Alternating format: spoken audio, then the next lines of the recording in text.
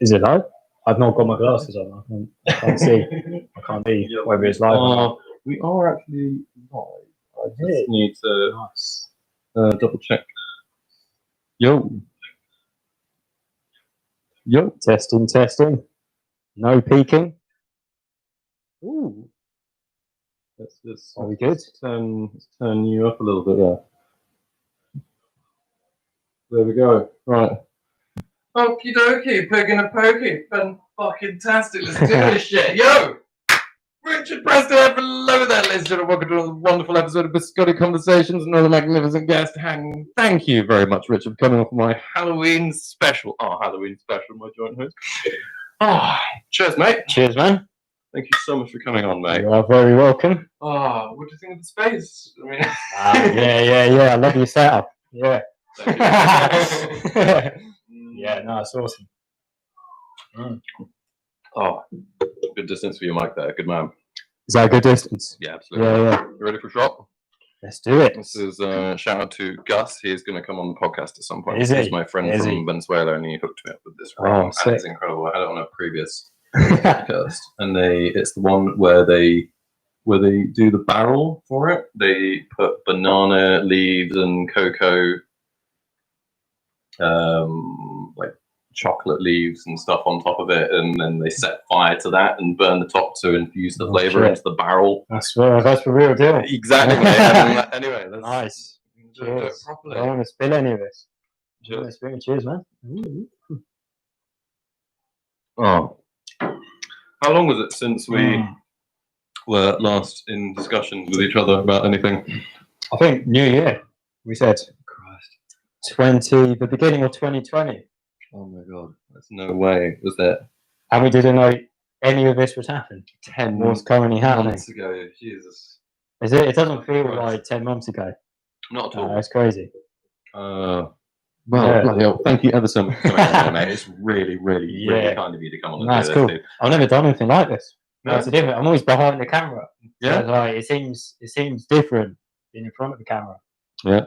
But see, remember, you forget because it's like you're talking. You need to become forget about the mic to the microphone. You're a bit jammed up there. Let me just. Normally it's me doing this. It makes a good change. Normally it's with how much I love doing this. Is a fucking ball ache to set it all up. It really is. But I love the end results. Going back and listening to it, and the trails of conversation that you find with people are so cool. Especially to revisit and everything as well, though. Like it's strange. Sure. I think one of the things as well is that you realise when you've got a guest on anybody as well, you have to. I don't know. You become addicted to like before I say anything to you, no matter how excited I have to be, I have to go. Hi, Richard. Hi. I have to into my mic. You're like looking with the side of your eye. Yeah, which is like because you're like addressing obviously the camera as well, aren't you? So it's like if you want to, yeah. Well, you don't, but you don't actually have to do that if you don't want to. I don't normally. Kind of occasionally, I'll have a little bit of a have one eye at you and one eye at the camera. like a crap like a comedian.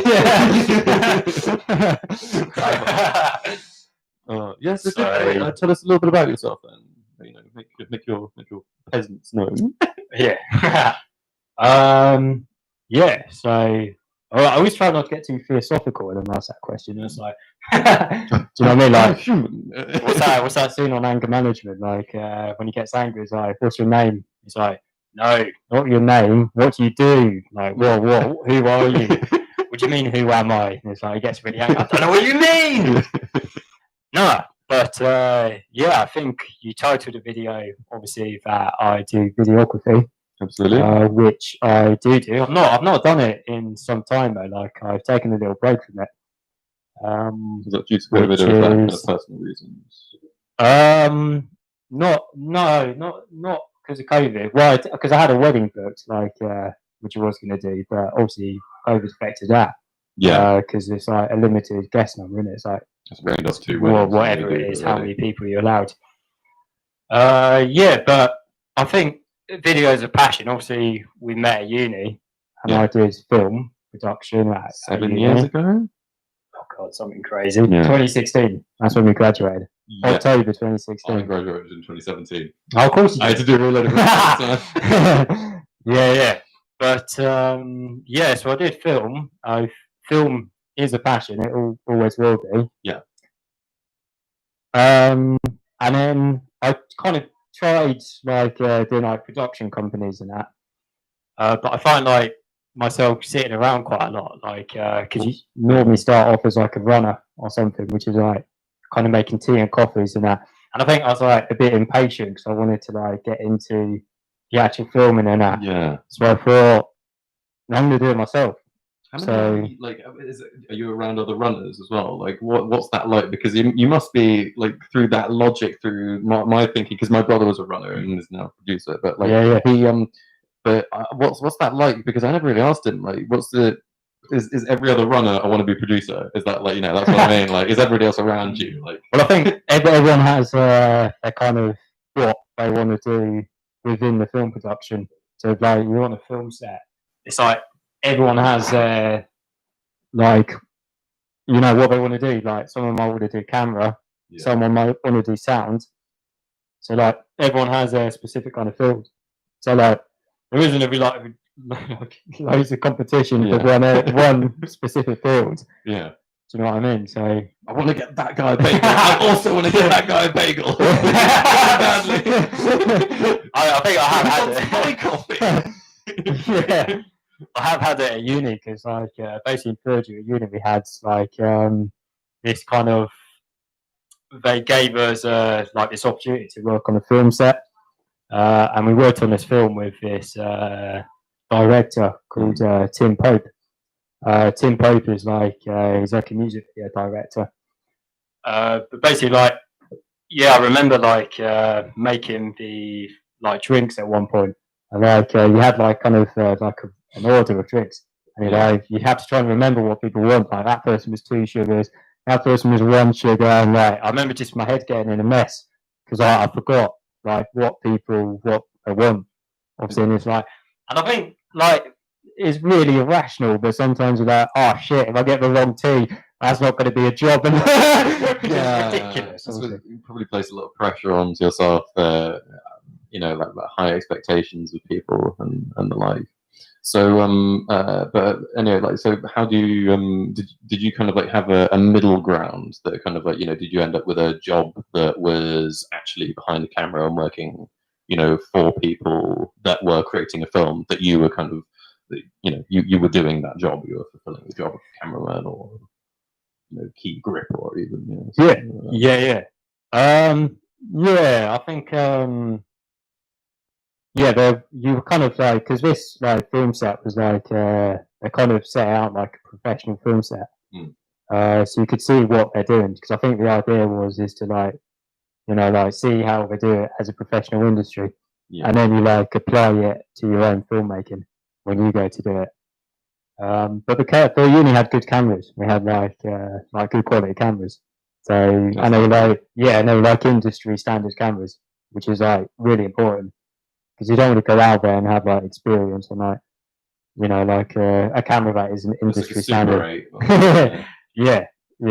So like you get the experience on professional cameras, which is good and important because when you go out to shoot in the industry, then you know the cameras like the industry standard cameras. So absolutely, yeah, and you're a lot more like I suppose that kind of like adds on to being a lot more clued up and kind of knowing what you're talking about when you're it could be embarrassing if you turn up there and you're like, oh, I'm used to using a handheld video camera with a little screen coming out the side of it. So, not that it's probably the end of the world to film wise. I'm sure that they've gotten very good since I was a kid, but like, I think generally a lot of people they're passionate about what they're doing it, so it's like they're happy with the experience. I think it's just all showing the enthusiasm. Yeah. Do you know what I mean? Like a lot of stuff. Because I think when you're younger, do you know what I mean? And you have people who are experienced in the field, they like to get new people. They're hungry to say maybe like to spark or something that they used to have or something, and do you see what I mean? And it's kind of inspiring to have people like that around on the set as well, because it kind of like feeds the dream that you've got, or your vision, if you're the person who's in charge of creating the actual thing in the first place. But yeah, so you worked on you worked on a horror picture day before, didn't you? Like, do you know where Halloween, Halloween. So happy Halloween, everybody! Yeah. So it's actually it's funny. Well, that's what got me into filming originally, because we did have like me and my friend Matt. Because I know you're a big fan of. Sorry to interrupt. I know you're a big fan of, because I mean, you're not a big fan of, but you know your gore and your like old school horror and like House of 1,000 Corpses. Like you probably know. Yeah, Rob Zombie. There we go. Yeah. That jazz. Yeah. I used as well though. Like I was watching him on. Did you see him on Rogan?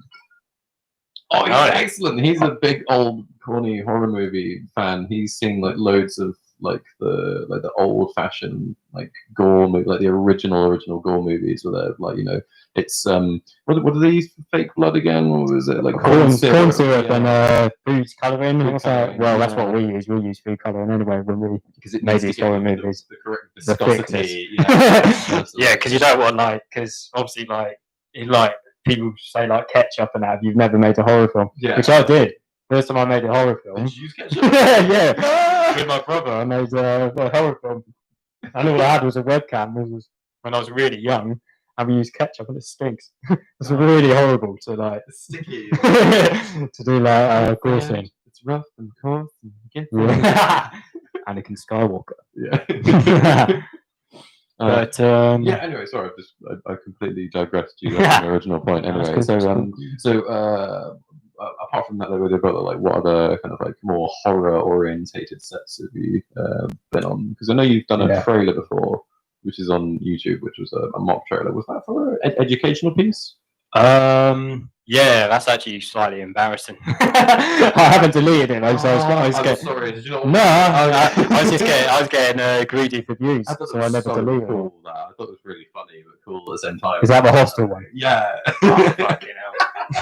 It's basically when I was in college, I made. It was actually it was a unit we were doing on sound. So you had to make a horror film that relied on sound. So what I did I went in my dad's garage with my friend. I've got like pulse over in my neck. Is it a secret? I need more comfortable seats for my desk. Stop slapping myself. There's actually no chair here. I was after Jack and I'm just squatting this whole time. Holding pose. Like a serious squat like I used to do at school. They're like Jackie Chan, like kung fu training. You got like a water on each shoulder. Trying to hold you would have monster legs. Serious. Imagine his thighs. Anyway, yeah. But what was that? You're doing a unit for this film. Yeah, so it was a sound unit. Sound. Yeah, so it's my dad's garage, and he has like this. He has like loads of tools in his garage, and I tied my friend up to like a chair. No, like we agreed. Agreed. People are getting worried, aren't they? And then we just did this like scene with my brother, and he was like the villain. Do you know what I mean? He was with Michael Myers, with Freddy Krueger. And we just did like this scene. I used liquid latex because you said about obviously the corn syrup and food colouring. Yeah. But this was liquid latex, which I don't know if you know it. Is we use it for like makeup, and it's like you paint it on you. I don't know how to describe it. Who's the really famous makeup artist directed this? There's like a really famous and he came from doing espionage people, and he had like one of his cases came up for sale recently. I don't know. I don't know. I just wondered if you'd heard of his work and stuff. Anyway, yeah. So you makeup latex. Yeah. So liquid latex. Yeah, and it's basically like we had this scene where like he like pours acid on his arm, and it's like the skin comes off, and it's like you can see it on there. It's got 500,000 views.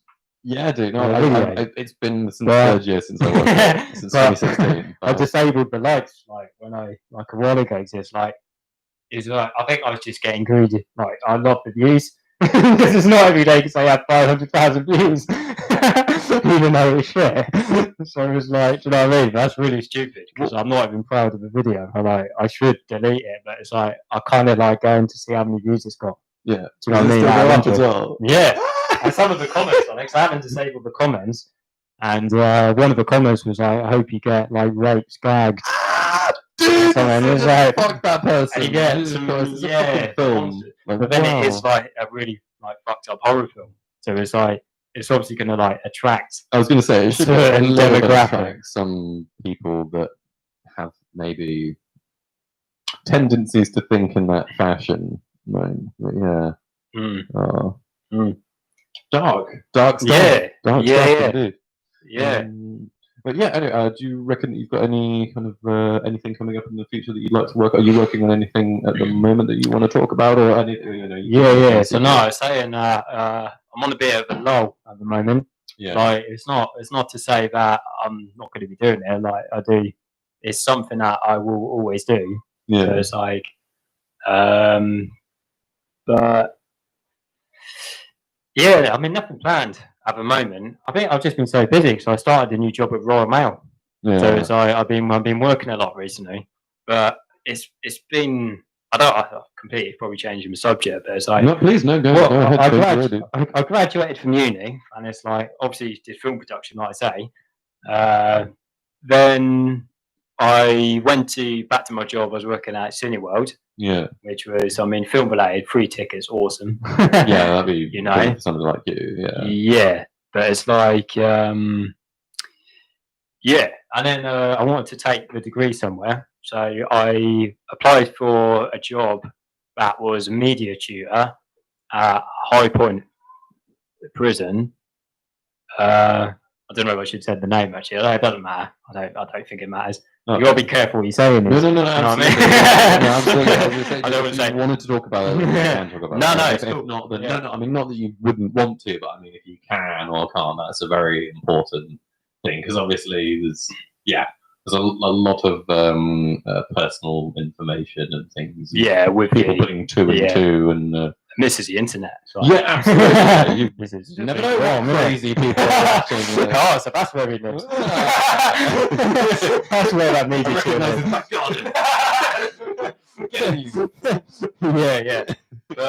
yeah. That was. It's cool that you got into education, like educating in terms of like media as well, because I mean, Dickens or something. It's just like one of the best ways to learn your subject is to teach it. Yeah.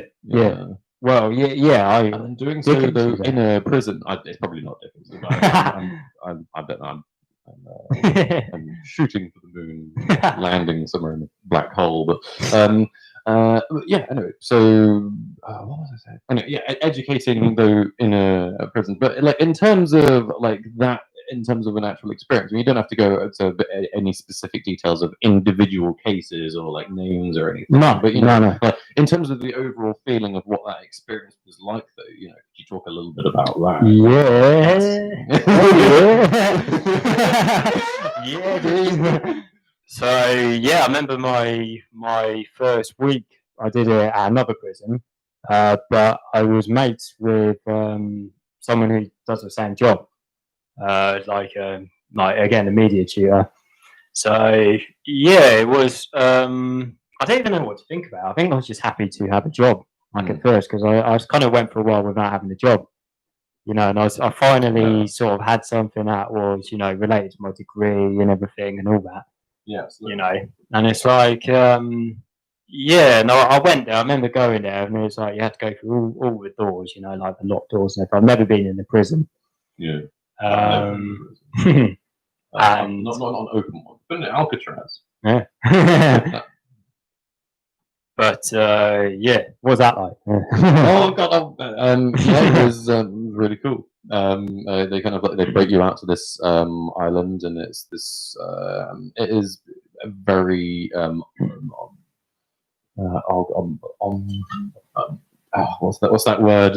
Menacing, isn't it? it's a very menacing structure, and they have one centralized locking system for all of the inmates' prison cells, but obviously they can do individual ones as well, and they do lock you in. It's like part of your experience when you do go there is they lock you in and they show you how people escape, and they genuinely do. Like, have you ever seen it's called the Birdman of Alcatraz or the Rock? Or anything like that? No, I haven't. Okay, well, there's loads of movies that have been made about Alcatraz over the years, and one of them, a guy. This is actually a real thing. Though somebody made a papier-mâché head of themselves and then put it into the sheets and then used extra pillows and stuffing in order to mock the fact that they. Is this how they escaped? Yeah, when they were in bed, they'd already spent the past week or so with a metal spoon or something, like hacking their way out the back of their own jail cell, which had got them into like one of the not the wiring system, but like one of the plumbing kind of access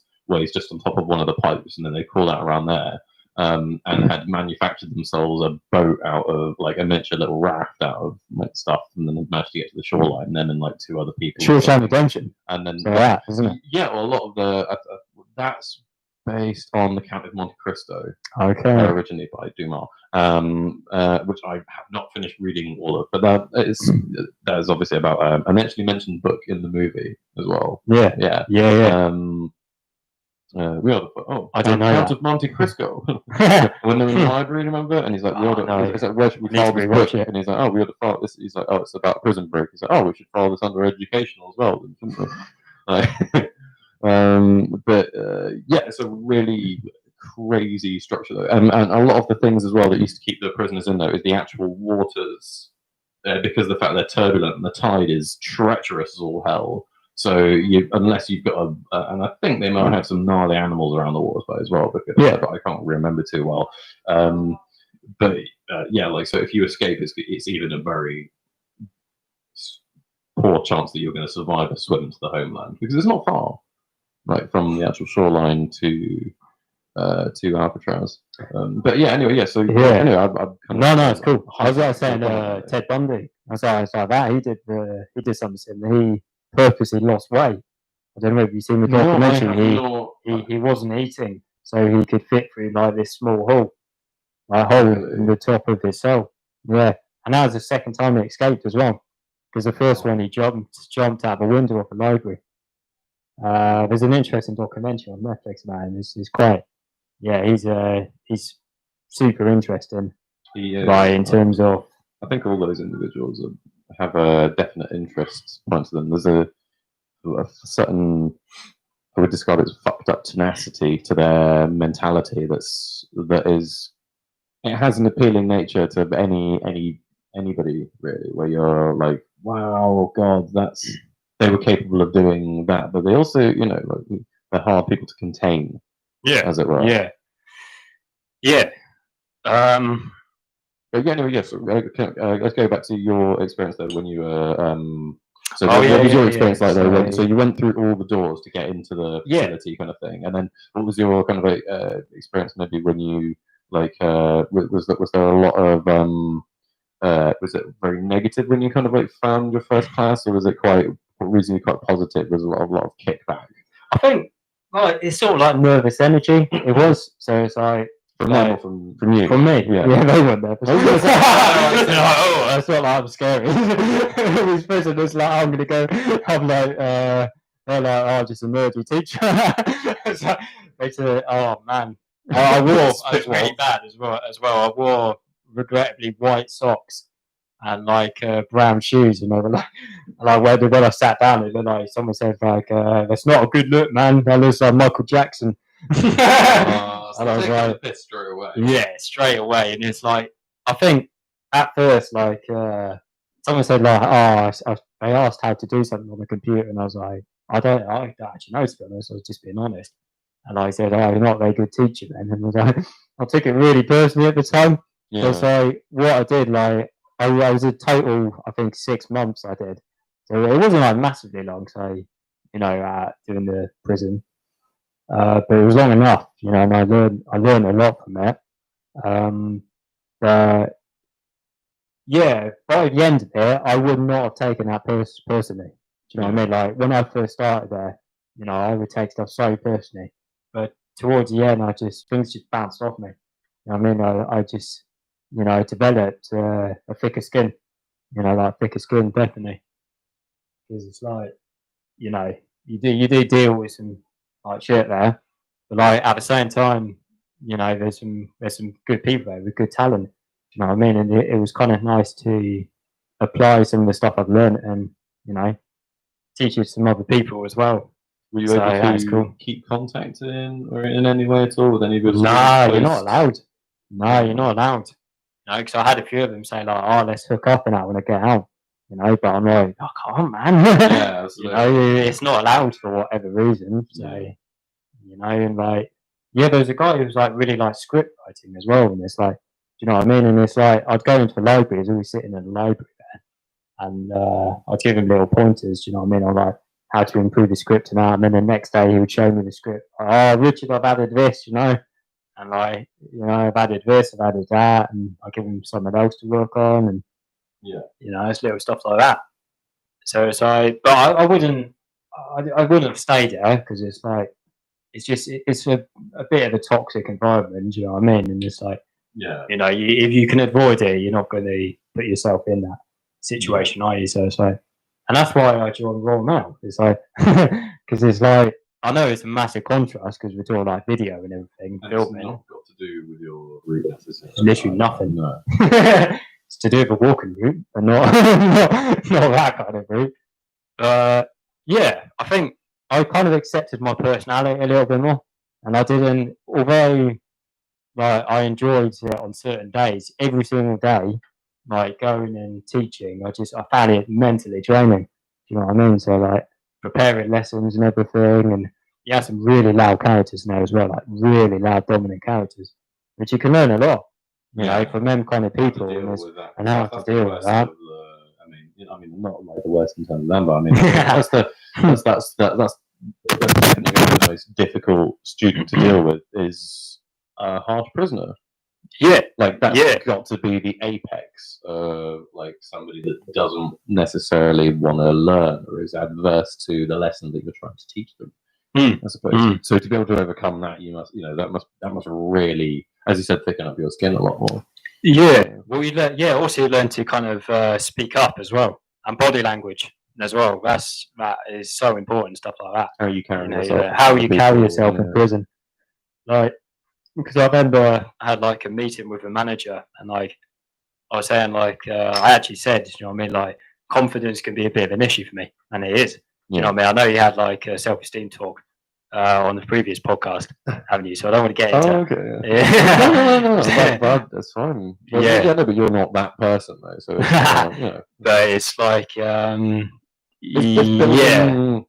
sometimes you kind of have to feel like you're almost broken down in order to be built back up again. I do unfortunately believe in that because that happened to me, and that was a better serving thing for me. Is that after school and college, I really got broken down a lot more, and then by the start of uni, I was a blank canvas. I could paint whatever picture I wanted. You know, I could be kind of any version or anything of me that I wanted to be. Sure, man. Kind of thing. You know, conjure up anything.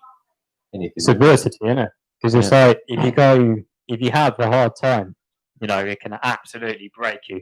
Yes. You know, but I think if you do something that takes you out of your comfort zone, do something big, you can rebuild. Yes. Do you know what I mean? I'm so glad I did because it wasn't actually I said the cinema, but what I did another job in between that, which was camera sales, and I got fired from that job. Really? Yeah, I got fired.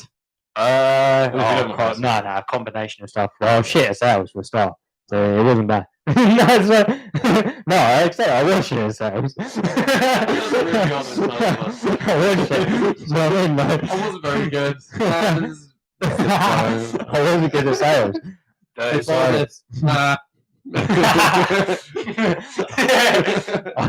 didn't have that skill of like getting people to add on stuff because it's like they build a camera and it's like also do you want that, do you want that, and I'm just like that would annoy me if someone did that to me. Yeah, exactly. So like me doing that to someone else, I didn't want to do that. Do you see what I mean? Like because when I go into a shop and I want to look and someone's like, is kind of loitering in the background and like, they're going to ask you something. And I just want to look. And I know, some people are similar. That's why I couldn't get into sales, was because of the whole stigma of like just me being in the brain of the person I'm trying to sell to whilst I'm selling to them. And I'm going, shut the fuck up. Like, I just let me peruse. Just let me ask you a straightforward question. Stop trying to cross sell me, a protection insurance and things like that I don't need, or amenities. And I came in for this specific one kind of camera, and you're offering me a tripod and a lens cover and 3 different lenses that I don't want, and blah blah blah. Which is going to cost me, Yeah. And I realise that I'm making a saving overall in that, but I just don't need that right now, kind of thing. Yeah. And I think it's that because if you don't like doing that, then I think then don't do it. Yeah, absolutely. Like, do you see what I mean? Like, obviously, you don't want to do that. I read an interesting book actually, Surrounded by Idiots. Have you read that? I've never heard of that. It's quite good. It's basically 4 personality types, which is related to sales. Because obviously, like, sales is obviously part of knowing the person who you're selling to. And it's basically blue, green, red, and yellow are like the 4 key personality types. Yeah. And it's like, I don't know exactly. I'll go into like, hopefully I'm getting these right. But so red is kind of like someone who could be typically like CEO. They're quite dominant. Yeah. They're kind of, they'll be like like a boss of the company, like I say, CEO. Green is someone who's quite agreeable. If they make a cup of tea, they'll kind of make it for everyone. Yeah. So they're more concerned with kind of getting on with people collectively. Yellow is the joker. So they're like red. They're confident, and they're joking. They don't take things as seriously. Yeah. And then blue is a quieter, introverted, but they like to be organised. They have like everything organised. Yeah. So they're like the 4 main personalities. You can have a bit of both. It doesn't have to just be one. You can have a bit of both. But yeah, anyway, this book was talking about sales. It says like a lot of typical salespeople are red personalities, as you might imagine. But then it also had a decline immediately in life, like a lot of people like that, I think. They immediately want to go like, right, I need to start getting a career going. Okay, right. They know what they want. Yeah, they know what they want. Okay, right. This person's offering a job and they're actually offering pay. The other side of that is the fact that I have to do, in order to get that pay or that extra pay, I have to do these few things, and then I receive that. And if I do these things extra, then I receive that. Okay, I'm a really hardworking person. I reckon I can outwork everybody else, and then they turn up and they do that with the, mental promise of, of those amenities. And then, and I think that is a lot of those people that do hunt for that job. So I absolutely do see that as well. Yeah, man. And that's like, and he was, like a red personality. He was telling a story about his friend was a red personality, and they worked together. And there's basically like a road they used to go down to commute to work, and what he did was he went in the bus lane because and he said to his friend you shouldn't be going down the bus lane. Do you know what I mean? But because of like his personality, he would rather get there quicker and kind of have the consequences and have a risk, because it's more important to like do the job and have the consequence of it than it is to play it safe. I had that once in the 6th form. I was sitting doing some work, and I was behind on my work, and I needed to get it done. And if I didn't get it done, then I was going to fail this module or subject or whatever. And my head of 6th form was like, "Oh, well, you need to be out on the field doing your lesson. And this is not your lesson. You need to go out right now." And I was like, "Oh, I don't have time." And I just kind of fobbed him off. And he kind of was about to walk out of the room. And he was like, "You're not moving." So he's like, "Well, you got to go and do a lesson." I've said, "Please go now." That sort of thing. And I was like, "I can't go, because if I go, then I can't do this and get it finished up." And he was like, "If you don't go, then I'll put you in detention." And I was like, "If I stay here, can I accept my detention and still finish it? Because I'd rather have a detention and pass than go to sports and fail," sort of thing. And I just remember he was like, I didn't know what to say. Yeah, sort of thing. Yeah. So he was like, all right, I'm pretty sure he put me into detention. So I was like, okay, well, there we go. But I finished the thing and passed it though.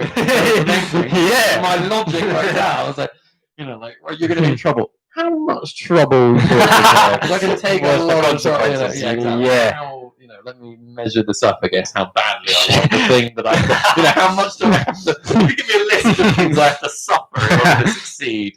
You would not even know what to say as a teacher. You Would just you? end up going, right, I've suffered that. What's next to suffer? And eventually you get a chocolate bar and you're like, I fucking won. It was worth it. Yeah. What would you even say as a teacher? Like, yeah. But that was my mentality towards it. Do you want to talk about music? No. Hey, one here, man. God, really one, isn't it? Yeah, man. Yeah. Really sorry for my lack of enthusiasm. You have played a Stradivarius, have you not? No, Yeah, you wish I had have. played a Stradivarius. No, touched a Stradivarius. I played it was it was my money. Finish with our boss. Dude, I thought it was Isabella now. No, because I played. The lucky thing was though is that I met a guy on a train once though who said he had played two Stradivariuses in his life. And he was a music tutor that was heading to Chichester University to teach music though. Was it? Yeah. And I didn't meet him. And he knew this was after uni, so this was in like 2018. I met this guy on a train. Yeah. I mean, he had two with him. No. He had played. Oh, I thought so. I was wearing a juggernaut. So. Yeah, that's like one of those people that get the cash into the what they call them. He's got the bomb disposal. He's got safe.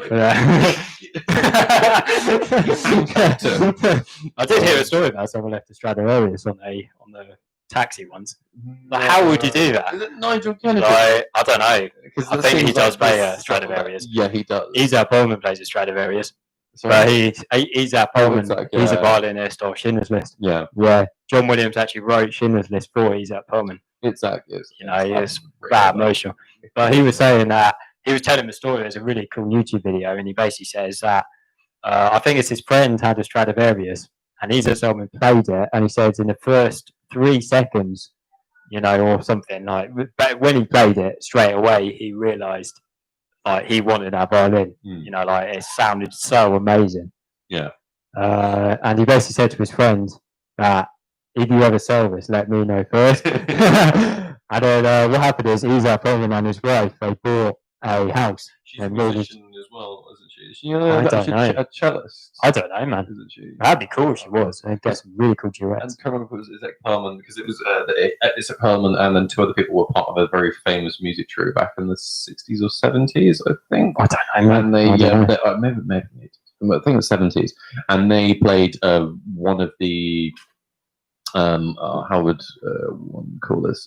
They played the, one of the definitive recordings of Schubert's The Trout, which is one of my personal favourite pieces of music. But obviously, because of the fact that it can be played by a pianist, a cello, and a violin. And it's funny as well because the baritone sections of the cello, the bass sections of the cello, the bass sections of the violin, you think like, oh, that's the violins. It's already switched over to the cello. Yeah. Beautiful, like mental gymnastics, like Fuller, and you're like, it's incredible. Sure. Anyway, yeah. It's Zach Perlman though. Yeah. So and his wife. Yeah. So they had to basically just got a mortgage for the violin. Sorry, no. I thought that one story. So Zach Perlman saw somebody. Well, he was talking to the guy with the violin, and he said, "If you ever end up selling this, let me know." Yeah. So basically, what happened is him and his wife, they bought a house, and literally after they bought a house, his friend was selling a violin, but they couldn't afford it because they just bought this house, so they had to get out another mortgage, and second mortgage. Doing that, just to buy the violin, just to get a violin. Wow. Yeah, which would be, millions, but it's like it's an investment, obviously. Naturally, yeah. That's never going to lose its value, though, isn't it? There was a billionaire that bought a Stradivarius, which This is maybe controversial, Yeah. but it's like I think there's only a limited amount of Stradivarius is, and I feel like someone who should play it who can play it very well. Do you know what I mean? And it's like this guy can buy it because he can afford it, which is cool. You know, capitalism. Do what you want, but it's like I'm so it glad you seems a brought this waste. up. I'm so glad you brought this up because I feel very strongly about this, and I feel the same. I think pretty much the same way as you do, because there is something in the I mean, there must be. In all honesty, I really don't know, but I know that in terms of the because I was watching a really good documentary once on Stradivarius and build order, and the fact that the whole the mystique of it as a musical instrument is the fact that the build order for it, how they are created, was all lost. We do not know how to do the woodworking in a certain way that it then replicates what a Stradivarius is. The guy was saying, okay, right, these are the Stradivarius, like this is the largest collection of Stradivariuses that we have that are in a private collection, and they're in like their special like X-Men looking glass cases, which are round and like that. Yeah. And all of them are they use.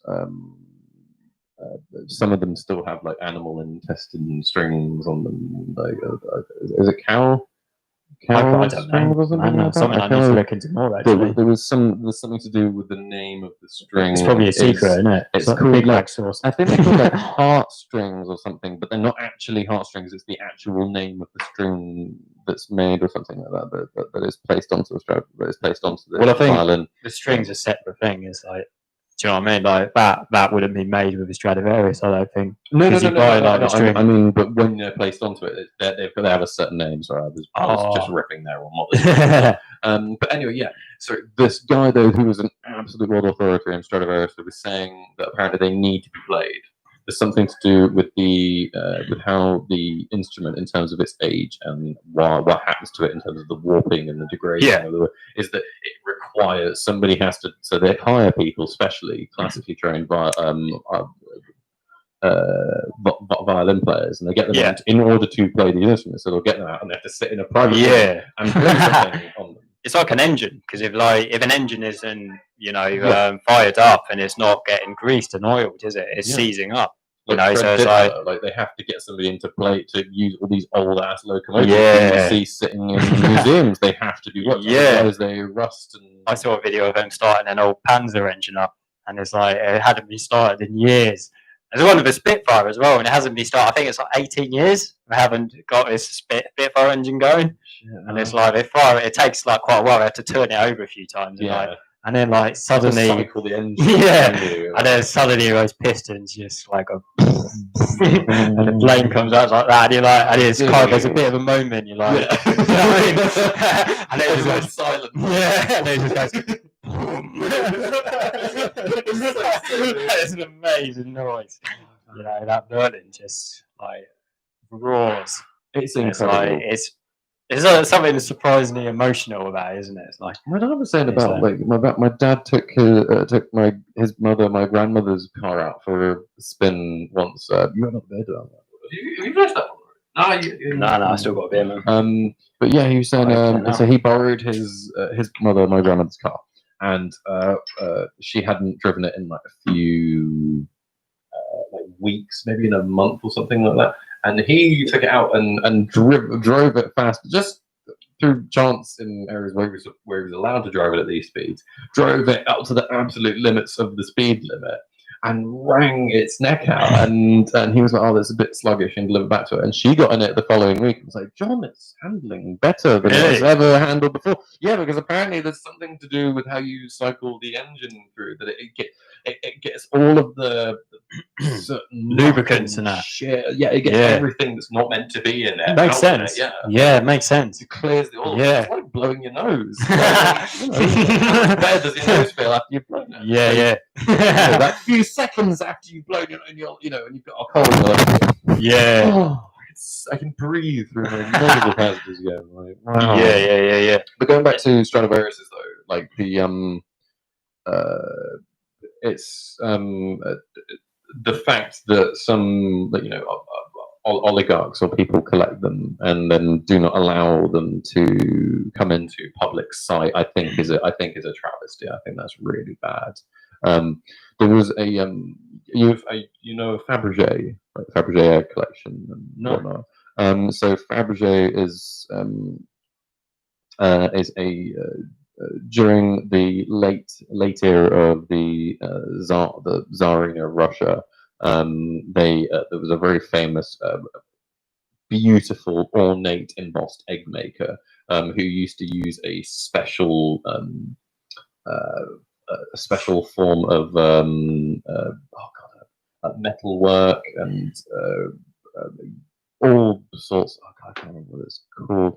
There's a special name for what he used to use, which is now lost. You can't do it on anything. And it was like a ripple effect that he used to do to the actual metal itself in his factory. And he had hundreds of people, and loads of. He taught the secret to like 5 people, and then those people would go and do that particular part of the egg, and then would give it on to other people. And the eggs were made out of very rare material, like gold and tons of platinum and silver. And it was during the times of the post-Prussian War and all of that. And we're talking like pre-Gabriel Princip and like Tsar Nicholas II being capped here.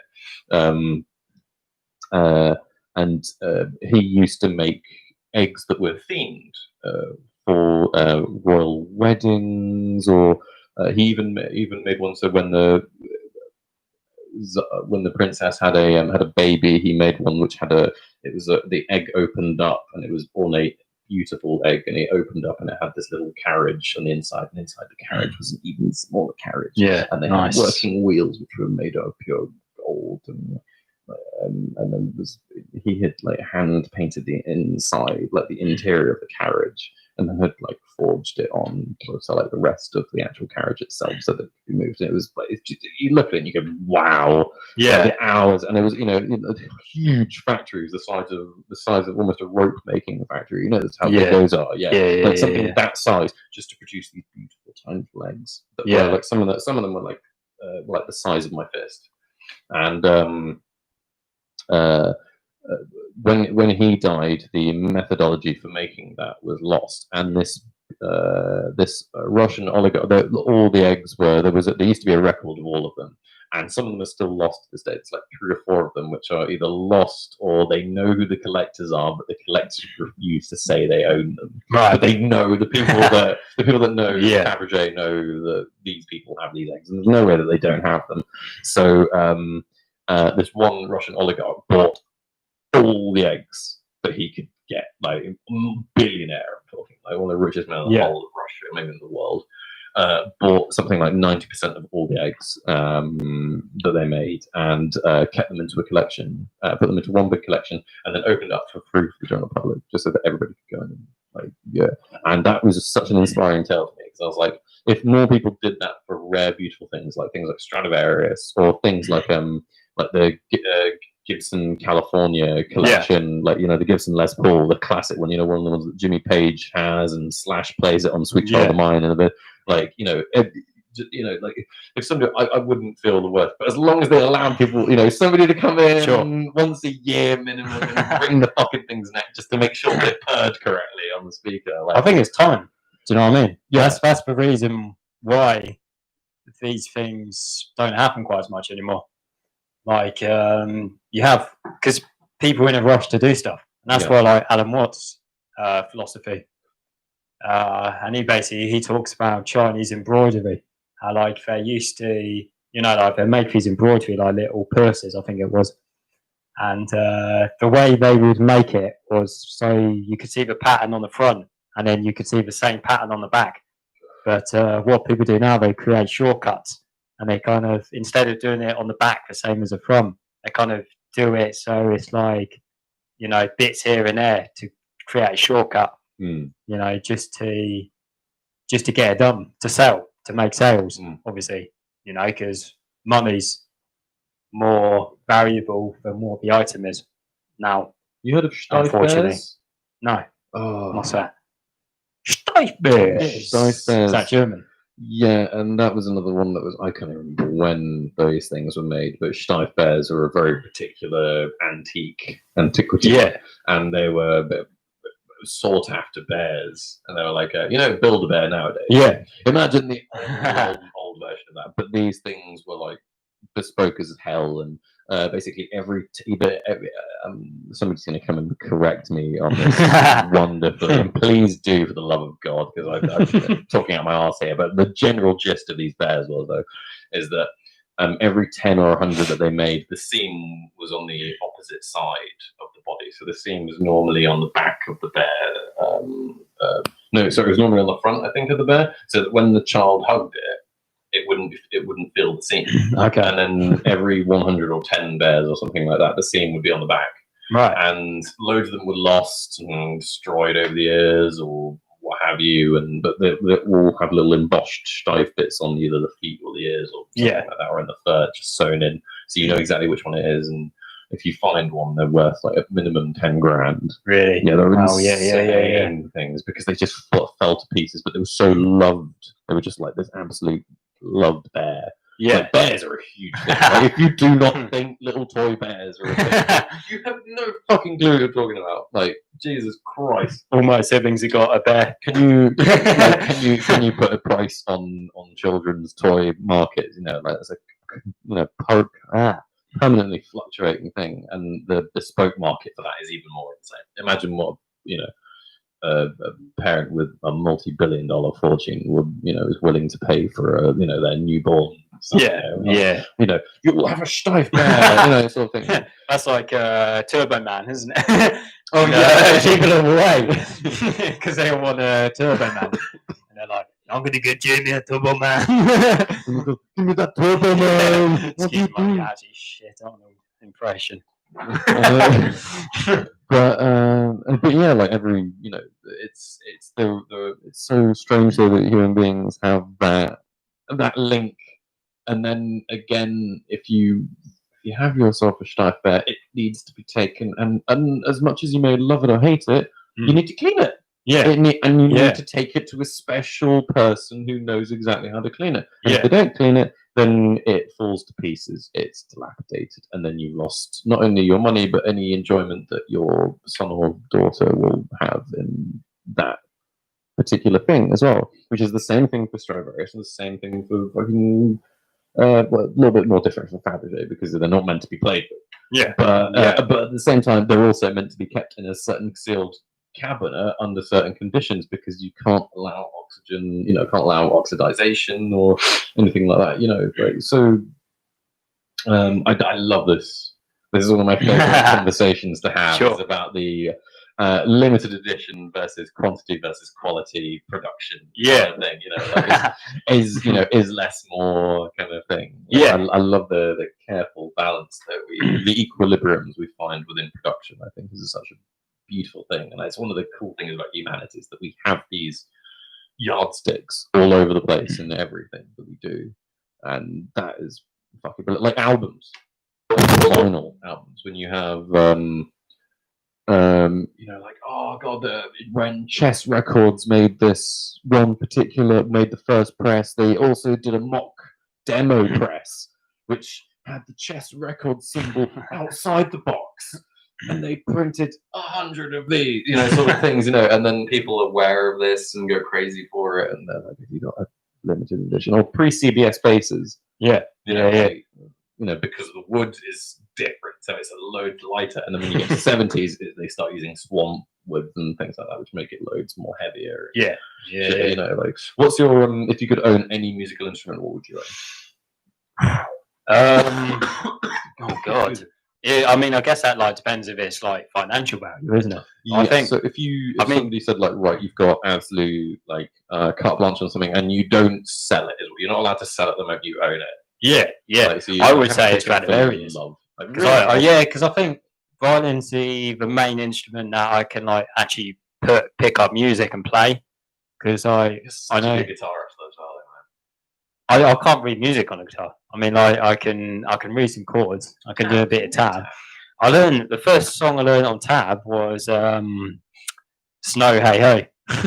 Snow. Red Hot That's Chili one of the Peppers. best things I ever Because played. yeah, one of my friends bought a Stadium Arcadium tab book when I was younger. But I would take a Stradivarius. Yeah, like guitars, obviously really tempting. Because the thing is with guitars, like there's so many different variations of what you can get. Because it's quite a playful instrument. You know, like there's so much customizations you can do, so many different shapes. But like violins, up to the untrained eye, like people wouldn't be able to. They'd all look the same. Yeah, Stradivarius, you know, a cheaper violin. And to me, they You do. know? To me, all violins look the same, unless So of do course, me.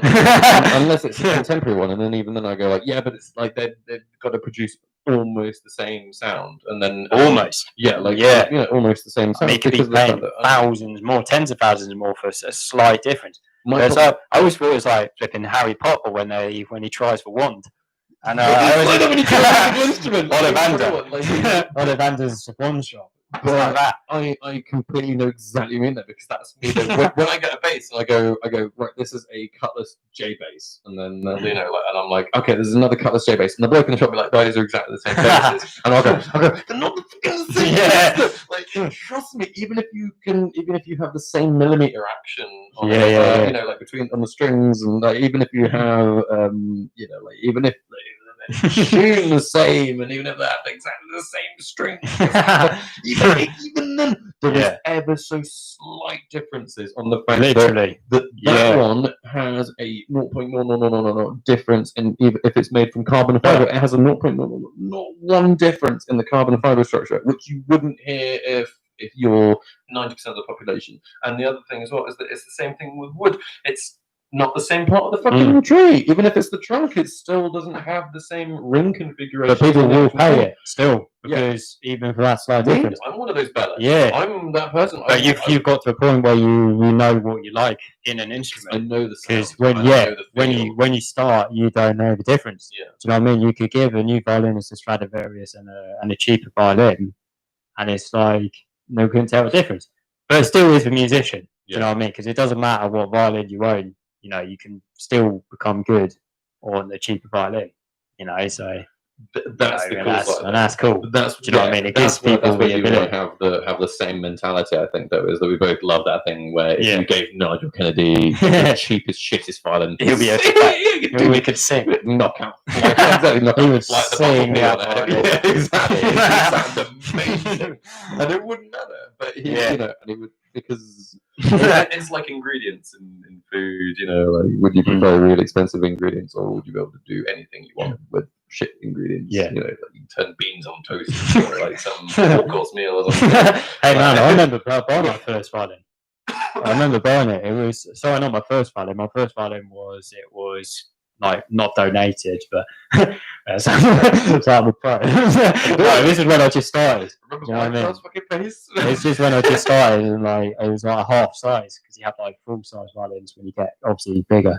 It's like when you get shoes when you're a kid, and when you start off violin, you have like a half size violin, which to me now would be flipping tiny. My hand would be like there. Yeah, and then basically what we got this thing in my family, because my sister and brother play the violin, and my mum said that basically we said that when you get to grade 7, then you get treated to like a violin. Do you know what I mean?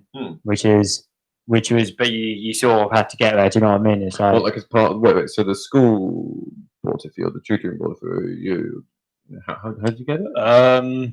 No, my parents would buy it. Oh, nice, cool. Oh, that's fine. I don't know why I feel like, do you know what I mean? Because it was like it was a treat. Do you know what I mean? Because it's like you have to work to get it. It's not like you just just give it. Like you always have to. Treat when I graduated from uni. Yeah, we'd have to practice. Do you know what I mean? You'd have to practice the violin to be able to. Do you know what I mean? To get there, and it's like, yeah, when you get to grade 7, you're essentially, you know, we'll treat you to a new violin. Yeah. But before then, it was you got to get good on this one. Yeah, exactly. So you have to earn it. Do you know what I mean? It's not a handout. No, I think that's a really good message for that. Yeah, and that was in Woodbridge. That was like a dealership, and I think we had like a budget, and then he got 3 violins out, and I kind of It's like tried. all about. Yeah, literally is. And it's like, and then the room lit up. And I played the first one, and I played.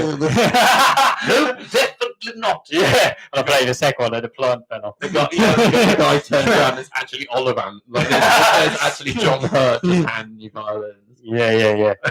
So yeah. That was Is you three in front of you then? Yeah, So I never tried. what was the? Please, if you can go into as much detail as possible. Not for everyone else, but for me, because I love like the end. I think I just went purely on intuition. Do you know what I mean? Like I don't remember all the different violins then, but I think it was just. But what in your intuition that maybe set them apart? Is there anything you can remember? I remember the strings being quite close together, which is like it's quite easy to play technical stuff, which I guess you know from guitar as well, from bass. Less distance of movement, economy of movement. Well, not even just for strings. Like you just being able to play stuff easier on different instruments. You see what I mean? Like if you try different instruments, so. Yeah, I think so. Like, I kind of like meant from like a technical perspective. So, like, you know, was there like a less distance, kind of like in terms of like where your fingers have to move? Do your hands prefer that? If that makes sense. Yeah, you know, like again, it was just one of those things. Because that's me with action. The further away the strings are from the fretboard, for me, the worse. Because that's more work for me. I don't see, like, I just get more of an empty kind of, not empty, but more of a cavernous sound the moment you lift the strings further away from the fretboard, it's just more of a cavernous sound, that's all it is. So I much prefer a lot more of a brighter, easier, you know, I've just got to tap it and I can make that note, which means that it increases my speed and, you know. Yeah, and you just enjoy playing it as well. Like, that's the important thing, isn't it, at the end of the day? Absolutely. You know, you love playing it, you want to pick it up and enjoy it. Yeah. So, you look forward to it all the time. When you're not playing, you want to playing it, and whilst you're playing it, you don't want to put it down. Like that's the dream of it. It's fucking cool. Can I refresh your beverage, my friend? We are nearly running upon the rocks here. We just hit an hour, by the way. Oh, really? Yeah, absolutely, mate. How are you feeling? So that's what an hour talking looks like. Yeah, mate. I'm knackered. That is introversion. No, I'm actually really enjoying it. Produce a white flag from. No, I'm seriously enjoying it. Yeah, dude, this is awesome. Yeah, no, I'm doing podcasts. I would do another podcast. Yeah, I was a bit, you know what I mean, apprehensive at first because I'm like I say, I'm like normally behind the camera, but you know, it's actually it's quite enjoyable. I don't think I would have done this a couple of years ago, though.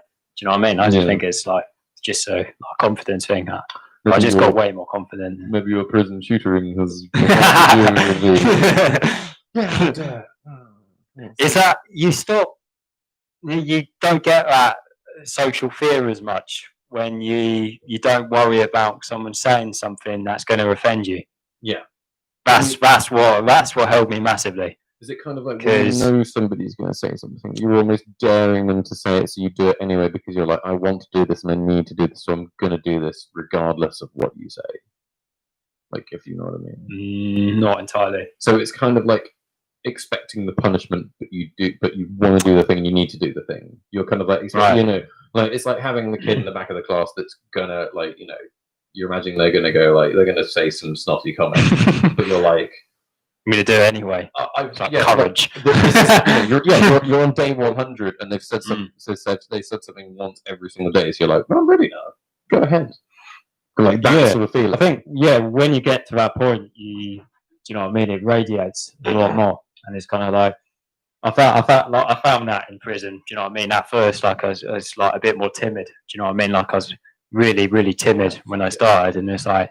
And then you learn to assert yourself more in that, and it's like it's you know what I mean. It's so important. Yeah. Right. But then there's a fine line of doing that as well. Do you know what I mean? Absolutely. Do you know what I mean? You don't want to be like over assertive. That's ego. Yeah, absolutely. That's different. Do you know what I mean? That's ego. Absolutely. Yeah, you tame your ego. Fuck yeah. Everyone has ego, obviously. Do you know what I mean? Ego survival. At the end of the day, ego survival. It's adapted in a really weird way, isn't it? For like, you know, it's like society. Yeah. Like it's really strange ego now. Like, but everyone has it, like I said. And I think, like, when working in the prison, like I did have to have my ego under control. Do you know what I mean? Because you can have. I didn't want to do that thing where I sort of like really. I don't know. Right? I don't know. You just. Well, I wouldn't say. The only reason I wanted to interject then was just to say that I don't think you have an enormous ego. I think you're I've said it twice today already since I've seen you for the first time in 10 months, dude. Like you're a very modest person. Like you definitely are a human being that has that ego under check. Absolutely. I think like. Yeah, I just find it like I personally find it a bit like cringy when it's like over egotistical. Do you know what I mean? It's like you don't want to be it's a that bit guy. Like, yeah, like it's just like at the end of the day, like I don't want to bring it down on the podcast, but it's like you're gonna die, the sun's gonna blow up. Do you know what I mean? Like you're not that important, and it's like you're not important. You're not important, but you're not that. Yeah, but also the sun's going to blow up. Like you're made out of atoms. You are the universe. That's my thing. Is that like I wake up every day, like because I do lots with my day. Even if I sleep today I slept until 1 o'clock. 1 o'clock because I was up until 5:30 in the morning. It's like uni all over again. Really, it was amazing. Tell me how good it was. How good was it? Fucking amazing, Richard. That's a good game. Let me talk about 20 minutes for how good my roller coaster is. But it was sensational. And I because I've done that so often, but I hadn't done it in ages because I don't normally, for a long time, I haven't indulged in that much self-indulgence.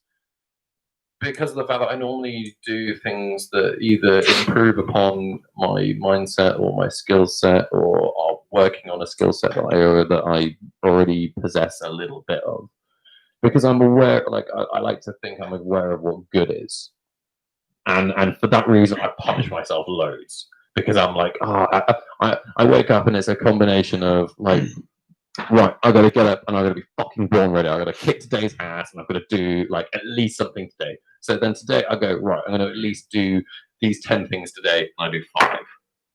But then I don't know it because I hate that thing, it's like comparison is a thief of joy type thing, like you should never really compare yourself to other people. But then, how many like the crazy thing is that when you meet a lot of people and you say like, what did you do today? And they're like, oh, I woke up, I had a bowl of cereal, and then I watched cartoons, and then I went to bed, sort of thing. Right, and like, but that used to be my day so often in life as well. So as a result of that, I then fight against that. That is my dream day. I have that once every 2 months. Is I have a day when I wake up and I have the bliss of being able to do.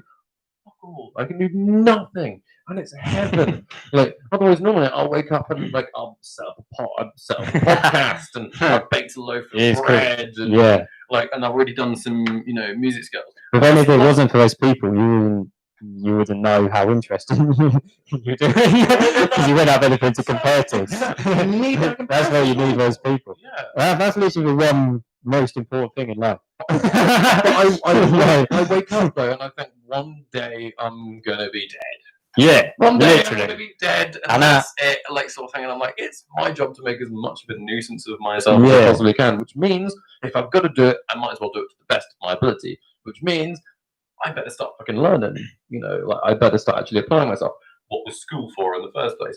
It was just a haven to try and get your ideas, formulated and under control. And the social side of it is actually, it can play as big or as small, much of a role as you actually want it to. The only problem is that the amount that you divulge, the amount that you delve into it is the amount that you kind of end up getting out. If you're a very sociable person and you make yourself a very sociable person, then you end up having quite a few social obligations. A lot more people want to talk to you, and a lot more people will talk to you.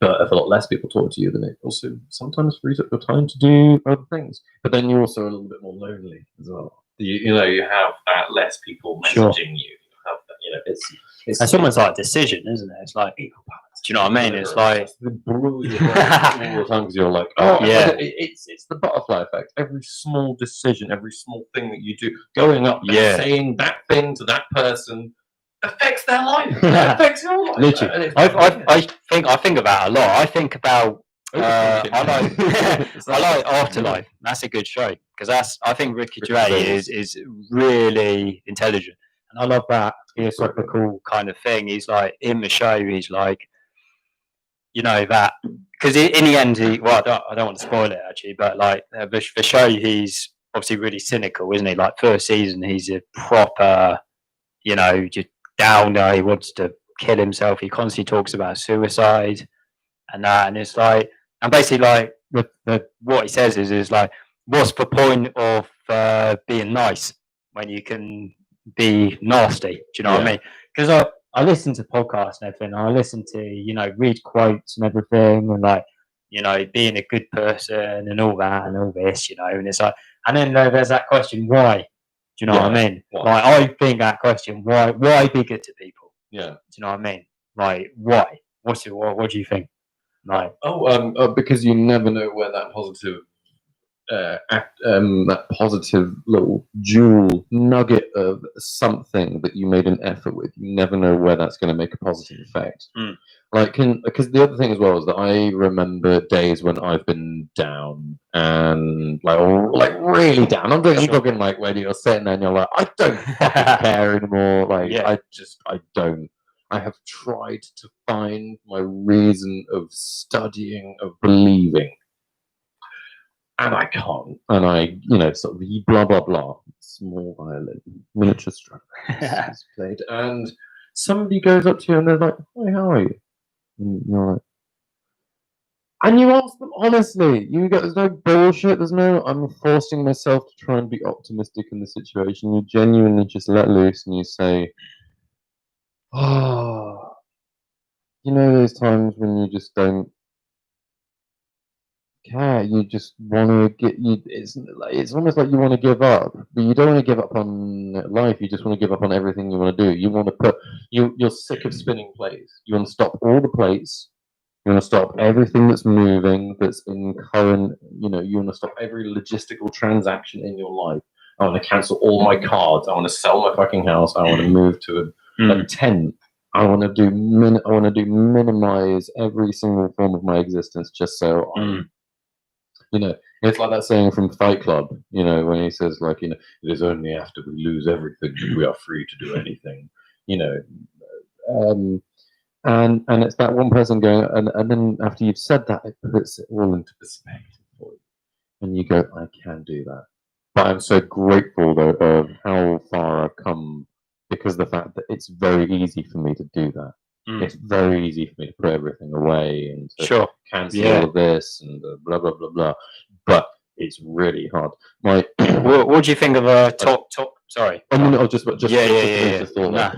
Nah. Somebody very wise once said to me, walking past some poor. God, it's terrible. I still remember it now. But we were talking about some. Like, oh god, it was like we were in Prague and we walked past this homeless person, and in Prague they beg a different way. They beg. They don't look at your face. They're on their knees and they walk. And they don't walk. They sit like that in the snow. Right. And then like on their knees on a little carpet in the snow with their hands up like that. They just look down with their head on the floor on the last bit of carpet, waiting for money to drop into their hands. And somebody said to me, it's a very long way away from where they are to we are. And it's a very, very short distance from where you are to where they are. So, like, do you know what I mean? Like, and that just absolutely fucking blew my mind. I was like, that is so fucking correct. The amount of effort it takes to fucking build yourself up to something, which is one of the reasons why that poor fuck is there in the first place. It's because of how fucking much you have to grind in order to get something from nothing. And it's not just getting it. Sometimes you're lucky enough to know people, or you have money coming, and then not only that, but you then actually put the work in, and you are a hard working motherfucker, and you fucking deserve what you get from that. There's no like, oh yeah, you were born with a silver spoon up your ass. It doesn't matter. Of course, he was born with a silver spoon up his ass. But you know what he did? He took that silver spoon out and he made a fucking empire out of it, and made made 1,000 people's lives better. Blah blah blah. You know, like, and then all of that bad stuff about, you know, but then he was given that as moot. Which is like a big purpose as well, isn't it? Like, where, you know, when someone's had a positive influence on people's lives, like that's the purpose, and that's positive. Yeah. And I think purpose is, you know, what keeps you motivated, you know, and that's like, you know, that's a big meaning, isn't it? I love that. Even if there's like a, you know, homeless person who's like a fantastic comedian and makes people laugh and that, you know, and you know, it's so important. I'm saying that because obviously, you know, like, why be nice? Yeah. Like, why be nice? Because it's like, you know, he does do a good point. It's like, you know, you live and then you die. So like, why be a positive influence? Yeah. You know? And I think it is being nice is like a good purpose. It just feels good, doesn't it, to be nice? You know what I mean? Like, I think it's to pass a message. You know what I mean? And I think it's to inspire hope. I think is what that does. If you're a horrible person, then you do not inspire hope. I don't think you do. I think if you are walking around and you are being nice. The other thing as well is that nice is an incredibly mercurial definition of what anything is. What does nice mean? It depends what nice means to Ricky Gervais in that. Yeah. Like, where, like, if nice just means somebody that's going around and isn't affecting any change through being nice, like, and it's just going around, hi there, hi, are you okay? Oh, you didn't need like toxic positivity. Toxic, and you're it's not like toxic positivity. exactly. Whereas if you're going around and you're, you know, and you're going out of your way and you're getting, you've got enough of something. It's like really thinking, isn't it? It's like, how would you like to be treated? If you've got it's that whole question, isn't it? If you've got $2 left in all the world, and you know, and it's $1 for a cup of coffee, and this guy has nothing, and you go like, hi, it's like a little decision. $1 bun, please. Yeah, so like, and he's like, oh, well, you only had $2 left, and you're like, yeah, but my belly's full already, so I will sleep tonight, which means that here you go, here's a coffee and a bun for you, sort of thing, you know. And it's just that, you know, and you gave him the last one, and you didn't need to. That's being nice. That's being fucking nice. Yeah. And then, you know, otherwise you just go like, no, these are my $2. Go fuck yourself, sort of thing. You know, which is being a cunt, you know, sort of thing. Although at least you could go half measure. Just buy him a bun. I think coffee. Give him half of what you have. The $1. I think everyone knows nice, but not everyone knows what's the right thing to do. I think there's a difference. Yes, right. You know, like, I think because you can say like, you know, like DDT was like a pesticide. Basically, that was I think it was in the 70s, and like it was a massive breakthrough pesticide. And then what happened was it turned out it was highly toxic to the environment, and it started having a big impact on people's health. So basically, the point is that doing something good, you know, like, you know, agriculture, you know, like helping agriculture, etc. You know, can lead to bad stuff. So the moral of the message is basically that, you know, good stuff can make bad stuff happen. So you don't always know, you know. But I think we know what nice is. There's a difference. We know what makes people happy. Do you know what I mean? Like, you know, Ricky Gervais' character in Afterlife, like, you know, his dog made him happy. Do you know what I mean? Like, for a start, you know, it's. I haven't seen that. But... Have you not? No, you love it. You always see it. But I think my answer to it is that it's very philosophical. Is that we gotta put our place in the universe. You know, we gotta know how small and insignificant we are. You know, we're on the outer regions of a dying galaxy. You know, in the abyss, surrounded by an insignificant star. You know, and it's like.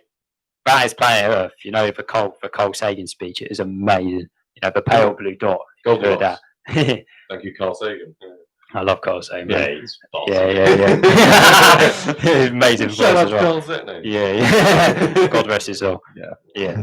And it's basically I will get to a point, but the V2 satellite, not satellite, V2 what do you call it? Rocket. No, it's not. No, V2 is a rocket. But I think I'm getting mixed up. What am I thinking? Oh God, that's bugging me. Voyager. Yeah, the Voyager. Voyager 1 and 2. Voyager 1. Yeah, so the furthest man-made objects away from space. Chuck Berry and Brian Willie Nelson. Yes, it, the golden Yeah, record. Yeah. And what it did, it turned his camera around at Saturn when he was at Saturn and took a picture of his famous picture of planet Earth in a ray of light, a little pale blue dot, and this is what the speech was called. Basically, like, back to good, because it sounds like I'm going way off subject, is that this pale blue dot is our home. You know, well, I can't quote Carl Sagan exactly, but everyone you've ever known, everyone you've ever loved, every dictator, every musician, every similar ruler of empires, to become a momentary master of a fraction of a speck of dust in a ray of light. Yeah. And basically, like, we need to decide, is this Earth going to be a home that we love and cherish between all of us? This is quoted, I can't remember who it's from. Or is it going to be a floating hell? Is it going to be a hell world, you know, in the midst of space? You know, almost Coxian. I'm not Brian too sure Cox. who it is. Oh yeah, Brian Cox. Yeah, but it's like Forshaw as well. It's the person that writes his books with him. Right. I think that should be that's a serious question, and that's why I think, like, you know, what do we want the world to be? A serious question.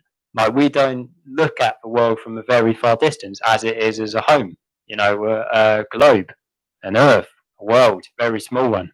You know, so it's like, do we want a hell world or do we want a heaven?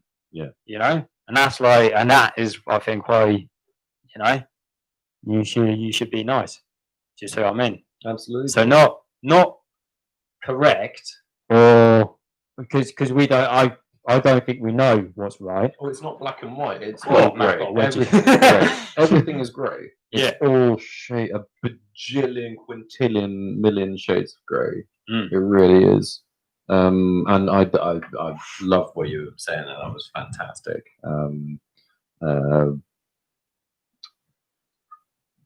Oh God, you touched on so many things there that I want to just like talk about individually. But one of them was in particular though is what is right and wrong though, is the because that's the question of ethics. And I love this one, is that this is what I think when I don't know what to do in a situation though.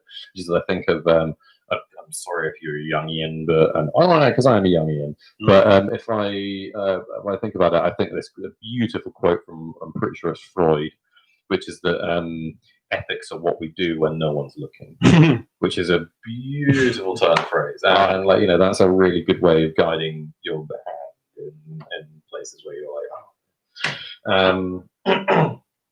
yeah, what's right or wrong, man? Fucking crazy good question. Can I I know what would be right though is that if we get some beer, let's do another one. Do you wanna Sure, grabbing your guitar for a moment? I can hook you up. Let's do it. Yeah. Let's do it. Play a little bit. Let's do it. Yeah. Oh, is it just me playing, or are you playing as well? I'm going to join you, but I'm going to grab some more beer for us both, and then I will grab. Oh fuck! Bang my arm. I can't play now. No, I'm joking. This is going to be the definition of improvisation, because we're literally. There's always some haven't played. There's always some come with a guitar. You don't just play a guitar. We haven't tuned it either. We said we'd tune it before the podcast, didn't we? Well, you didn't tune it. No, we didn't tune it, so it's probably going to sound awful. I've got a Stradivarius guitar as well, Will. Have I told you?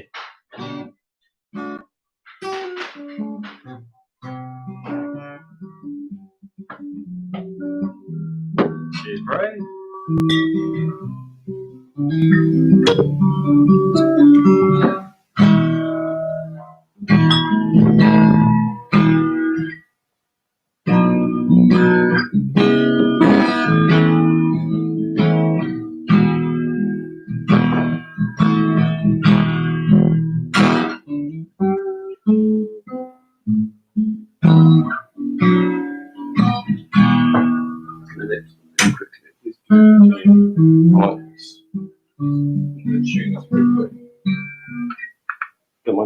for being here for a minute, jamming out. Sure, man.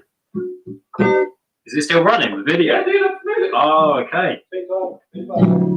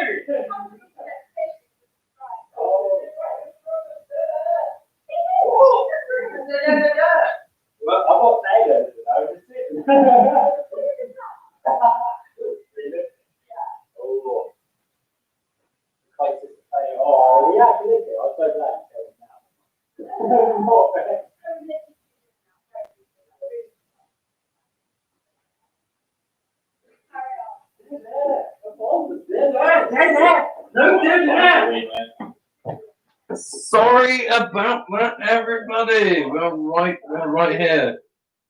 Not only has he left you all in dead air, but he has also just left his guitar in the space of mine. I'm sorry about that, by the way, everybody. I'm here now to save the day. I might have to just tune up quickly if I'm afraid. I'm so sorry. A little higher. One. Oh. Two. Yeah. I don't play guitar like regular guitar players because I'm actually a bass player. So I play like with my fingers.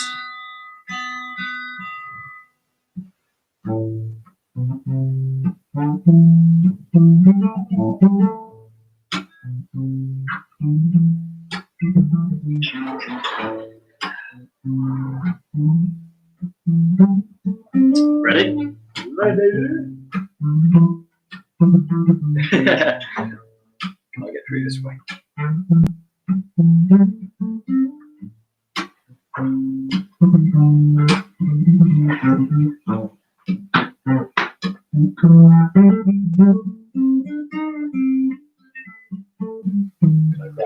Yeah, so I'm musically masturbating, as they say. Oh God, I'm making a mess. There we go. Oh. Okay, finish your beer. Finish Take the full out improvisation. Yeah, mate. Fuck yeah. I'm going to cheers you on your new one. Sorry, yeah, I thought you might have been cheers me. Yeah. You did go, that's what I was right, Dick. I was just like, nah, cheers, and I'm just having a sip. I'm drinking my beer. Leaving you hanging. There you go. There's that one. We'll get this. We don't believe in COVID in this house. We just share beers. Controversial. We're going in the second lockdown. You don't know what to talk about. Yeah, the Holocaust wasn't real. That was the Borat movie. Oh, Yeah, dude. that's a Oh yeah, dude, we watched that recently. It's funny. Oh my god, it's so funny. I love it. Fucking hell. That's what he said. Hi, The Jew's big nose. And he dresses as the fucking Jewish crazy. person. He did it really clever though, because it's like, Yeah, absolutely. What? Oh, there should be one already. I tell you what, check my room. A test tube in my shot glass on the top shelf.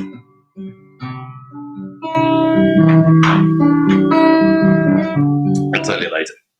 Oh. Oh. Dude, wow, you got stuff there right there.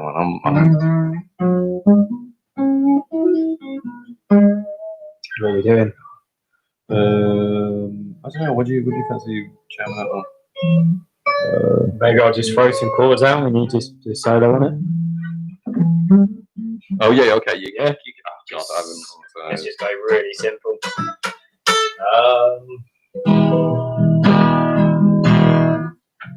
Really simple. Really talking like E and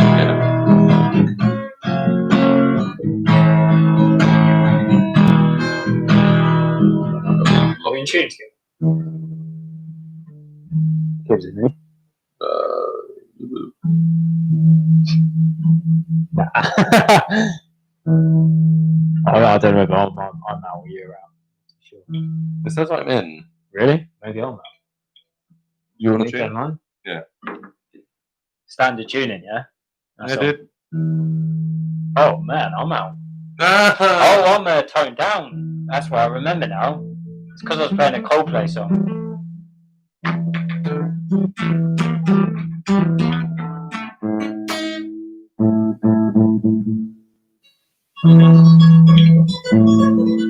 Fuck's manual mode? Manual mode? What's the chat? I don't know. You're in manual What are you trying to mode. do? Oh, you need to choose your string.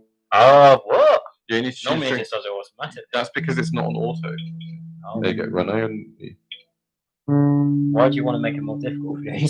No, I don't trust the auto tune. So I just go that string, Alright. that string, tune. Yeah, every string I was tuning was an E. Yeah. We see my family. When Nick tunes every note on the piano to the same note. That is the funniest thing.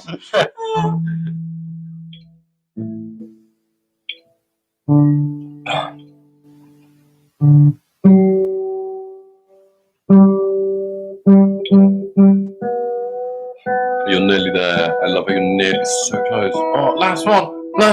Oh my god. Oh Jesus. Oh, he's a true. Alright. 3.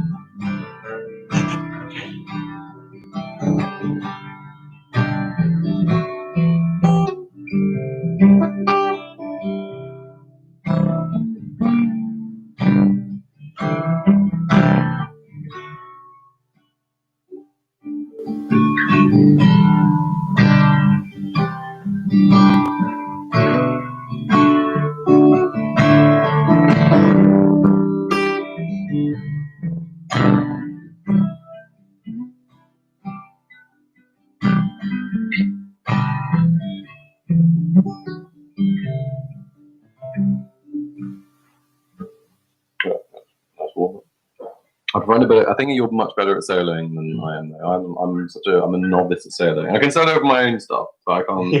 You're like, chords. Yeah. What are you feeling?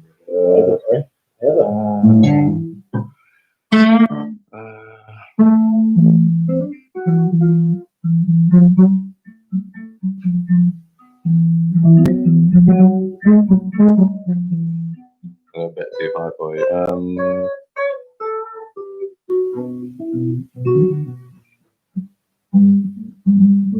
So wide stripes. Oh yeah, I could do that.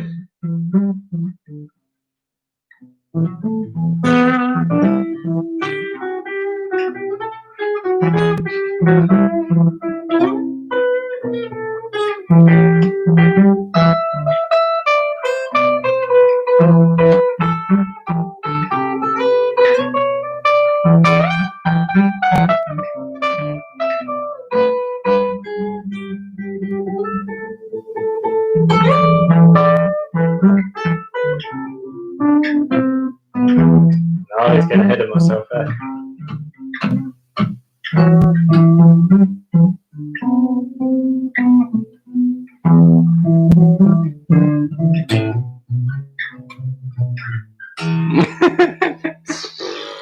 Oh man, I suck so much. We used to be so good at fucking jamming together, dude. Yeah, you were playing the bass then. Yeah. Both on electric guitars as well. All effects in.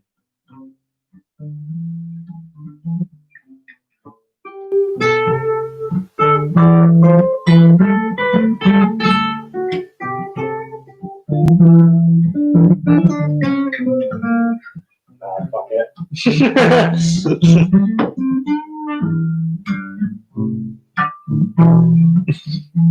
I'm out. Yeah, you out? Oh man, you can't do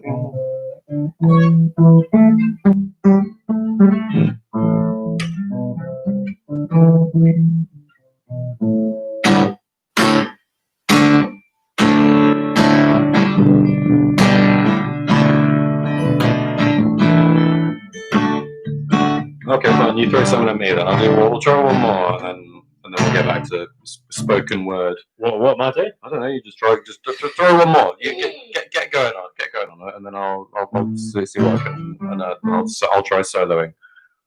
Okay. All right. Need more beer. No, I've got one.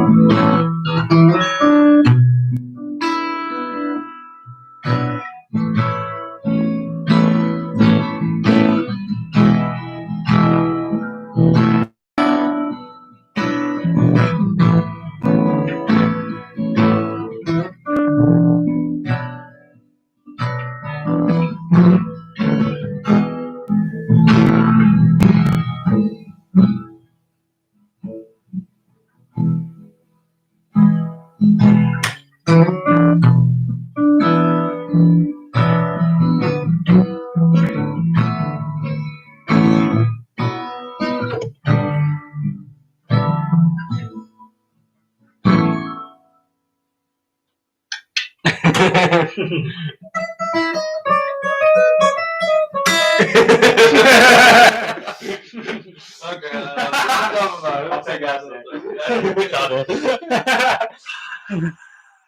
There we go. Ah, Sorry for your eardrums. Thank you ever so much. It's probably peaking really bad. Like you're flipping. Equalizers will be. I was looking at way the up. cam there. Somebody immediately tuned out the moment that we put it down. They're like, I'm not watching this shit anymore. That's the best you got. Oh, dude. How about considering I'm going to play acoustic, so fucking cheers, mate. This is so Cheers, much geezer. fucking fun, dude. Yeah, man, I love podcasting. Yeah, Actually, I love podcasting, dude. Like nothing. You actually forget about stuff. It's like Johnson escapism. Some more. Some more. Some Jim Beam. A little bit of firewater, my friend. Sure, geezer. Absolutely, mate. I put up these ages ago. I don't even know what it is yet. And then trick or treating. This is still Jim Beam. Kentucky bourbon. I'll tell you what. Guest first, if you want. What do you think? I have it underneath the bar. I have it just because I was like, I thought there's a bar. You never want to run out of booze, so you always want something just in case. It's like a Yeah. You never know. It's quite an aftertaste to it. Oh, yeah, that's fucking Kentucky bourbon, bro. Fucking hell, wow. Kind of lowers the entire tone of your voice, like one whole octave. So when you start drinking scotch and you start thinking like, I can now proclaim things. Okay? The newspapers have not printed anything in many a long time. This is my mental fortitude. You sound like Winston Churchill. What's his name? Do we shall not surrender. We'll fight them on the beach. Yeah. What was his name? Thingy from Gladiator. Oh yeah. Yeah. No. Hold on. Another fourth Have you seen Year One? That comedy film with Jack Black and Michael Cera. You sound like the guy on that. When he like waxes the pubic hair. Michael Cera. He has to like wax the guy's pubic hair. You sound like him. He's like Roman, like rich, posh totty. David Hemming is the name of the actual person I'm trying to do an impression of, and he's the one that he's in. You ever seen Barbarella? No. Oh, dude, absolute ridiculous movie. It's made in like the late 60s, 70s, and it's Jane Fonda, and she's like the whole film is like about basically she's like this space traveling alien lady. It's all a sci-fi ridiculousness, and she goes and sleeps with aliens that like chat her up and stuff, and they're all like these like suave, exotic men from kind of like 70s, 60s. One of them being David Hemmings, which is at the end, and he's the guy that does he's the guy with the big eyebrows in Gladiator. That does the I think I do know what you mean. Barbarian. Like, I could picture him. I don't even need to know him. Just in that voice, I know. Yeah, but anyway, do you know what I mean? Yeah, he's the last guy in that. Yeah, that's David. Yeah, Ridiculous ass voice. Okay. I'm watching a lot more of I'm watching lots of Richard Harris, Peter O'Toole, and oh god, I can't wait to talk about this with my mate Tom, get him on the podcast soon. I really want to get my brother on here as well. Actually. Yeah, man. Yeah, so that's the great thing about podcasting is that you see what I mean when you start doing it. Like it's the setup is actually reasonably quite simple. Yeah, like 2 microphones, a mixer, and a laptop and a camera. It's quite like cozy as well, though. Like, I think it's a cozy little setup you got on here. Like it kind of forces nice conversation as well. It forces honest conversation. Like whatever you talk about, you can exhaust your bullshit after a while. Like if you're a bullshitter, and then you have to speak honestly about something. And sure. I love that. Yeah, I love that it's it's such a proving thing. Yeah. Fair, most people I've had on here, apart from maybe Nathan the first time, I've actually had a drink with every single one of my guests. Really? Yeah. Which wasn't necessarily something I'd thought of at the beginning, but I was like, because it's like social as well, isn't it? Yeah, it takes the sting out of the tail of being in front of a camera and being on a microphone. A lot of people don't like being in front of camera, and I've learned that from doing video. Like there's a certain act of a job of comforting a person who's been interviewed and that, because even people who like head teachers and that don't like being in front of cameras. And it's like, and as when you're behind the camera, it is part of your job to comfort them. Because if you want good video footage as well, you want people to be themselves, relax and that. And like, it is really, like when you've been ever been nervous, and it's like you try and control yourself, and it's like you can't, and it's like, it's like that, isn't it? It's really, and like, the camera's weird. I've had it's very unnatural. Yeah, I'm sure you have as well. But like a few job interviews where you have a camera interview. And you had one of them before. They're so weird because there's no one feeding you any information or anything. I was like, one where it was at least I had the question. So with my camera interview, they just said, so the writing him thing onto the screen. And then it goes like, there's no time though, is there? Yeah. Now click the thing. And you click the thing, and it's like recording now. And it's like, I want to do a retake. Fuck yeah, I sucked on that one. I could do it. I had literally one of them in Manchester. I had like a video interview. Like you said, with the question there for you and the timer on the top, and you could see it in your peripheral, the timer, which is just more pressure. Yeah, and then it's like I can do it. I messed up my answer and the timer. Yeah, I did. That's exactly what I did. And I saw the timer. I was like 5, 4, 3, 2, and I hadn't said anything.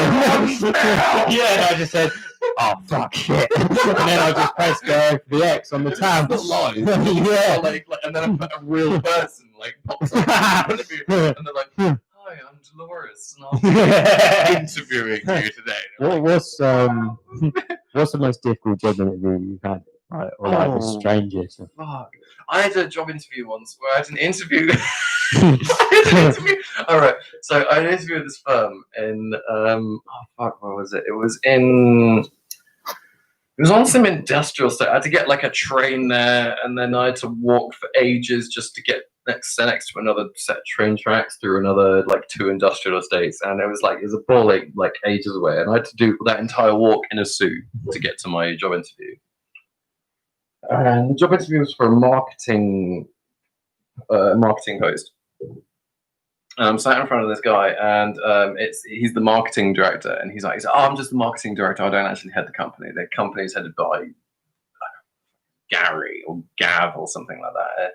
It's like, and Gary runs the entire company. He knows every scrap of DNA. And he kept talking. The guy in front of me, the marketing guy, kept talking about Gary all the fucking time. So I was like, okay. So I take it Gary's actually the one that's meant to be interviewing me. And I was like, and at the end of it, he's like, oh yeah, okay. So what do you think? And it was really chill interview, super chill, super nice, cool interview. And this guy absolutely knackered me out in terms of conversation. Really? He sat there for it was about 40 minutes. He sat with me, just talking about who I was, what I like to do, and basically asking me all this, and then occasionally throwing in bog standard interview questions. Where do you see years? What do you think you can bring to the company? Sure. Why did you choose us? What do you want to bring to the job? What do you like about the job? And then eventually, the door opened and Gary walks in. Gary's got a 3-piece fucking suit on, grey, tailor-made, probably Savile Road. Comes in and strides into the room and looks at the marketing director. He's like, "Hi, how are you?" He's like, "What's going on?" He's like, "It's the new gentleman we're interviewing." Fantastic, cool sort of thing. Goes in and he's like, "Right, I'll take it from here." Marketing interview, bold guy, really tall, quite pop, he's like, "Oh, good luck, well, have a good time." And then it was like, "Wait, this is the interview?" For fuck's sake, and I'm knackered. I'm I've given all of my best responses, and this guy's knackered me out. It must have been a good guy, bad guy, good cop, bad cop. And now this guy, fucking Gary's in front of me. He's like, "You're right." He's like, "Right, Will, I want to say one thing quickly." "Will, is it?" "Yeah." "All right. I'll say one thing. All right, this is my company." I'm buttoning his thing, laid back business guy. He's like, "Right, this is my company. Quick bit about he was like, quick bit about me. This is my company. I've been running it for 14 years, and I don't have a day off apart from my 2 weeks holiday that I have once a year, sometimes a month if I'm lucky." He's like, "But I will outwork you. I will come in after." And he was like, "Oh, I don't take bullshit. I don't like liars. I don't like sort of anything like that." And I was like, "Fucking hell, Jesus Christ!" And I was like, and eventually, he got to the end of his speech, and I'd kind of I'd gained a different level. So I gained an absolutely different perspective on this, where I was sitting there and I was like, right, whoever the fuck this bloke is, he's not going to kill me, and I don't have the job yet. So I was like, right, I'm going to treat this different to anything else, because I've given all my bullshit standardized responses that I would normally give to anybody else. I really want this. I believe I could give this. I could bring this. I could do this. No one cares, Will. Right? Sure. So I said to him, I was like, I just decided to be brutally honest, and I said, I'm doing this job because I've not worked in marketing before. And I would like to get a job in marketing to really appreciate what it's like. And in all honesty, my actual love and main goal in life is actually to be a musician. And I really don't want to do any of this at all. And I'm doing this because of the fact that it's going to be a very good paycheck. But I'll turn up. I'm working, and I'll turn up. Honest as well. Yeah, I'll turn up and I'll work very hard. Yeah. And I will smash whatever it is that you need to give me, but I don't expect to be at the top of this ladder, and I don't want your job. And I said that to him. I said I don't want your job. and he looked at me different, and he was like, "All right, cool," kind of thing. And then we got onto this big discussion. We had a really nice, he really dropped his guard after that. Sure. We had a really honest man-to-man discussion about work and life and everything. And I definitely knew I hadn't got the job. And he didn't, and I didn't end up getting the job. That's so interesting. But somebody offered me a job the other week that anybody else that was in the same position as me, I felt exactly my position. Because I felt like at the time, have you ever almost deliberately sabotaged yourself? What do you mean? So I was in a situation where there was a lady, and she was from a recruitment agency, and she was talking to me, and she said, "Oh, hi, Will. I was talking to her over the phone, and she was like, 'Oh God, you're very well.' She said, 'You seem to have a very good phone manner.' And we're actually."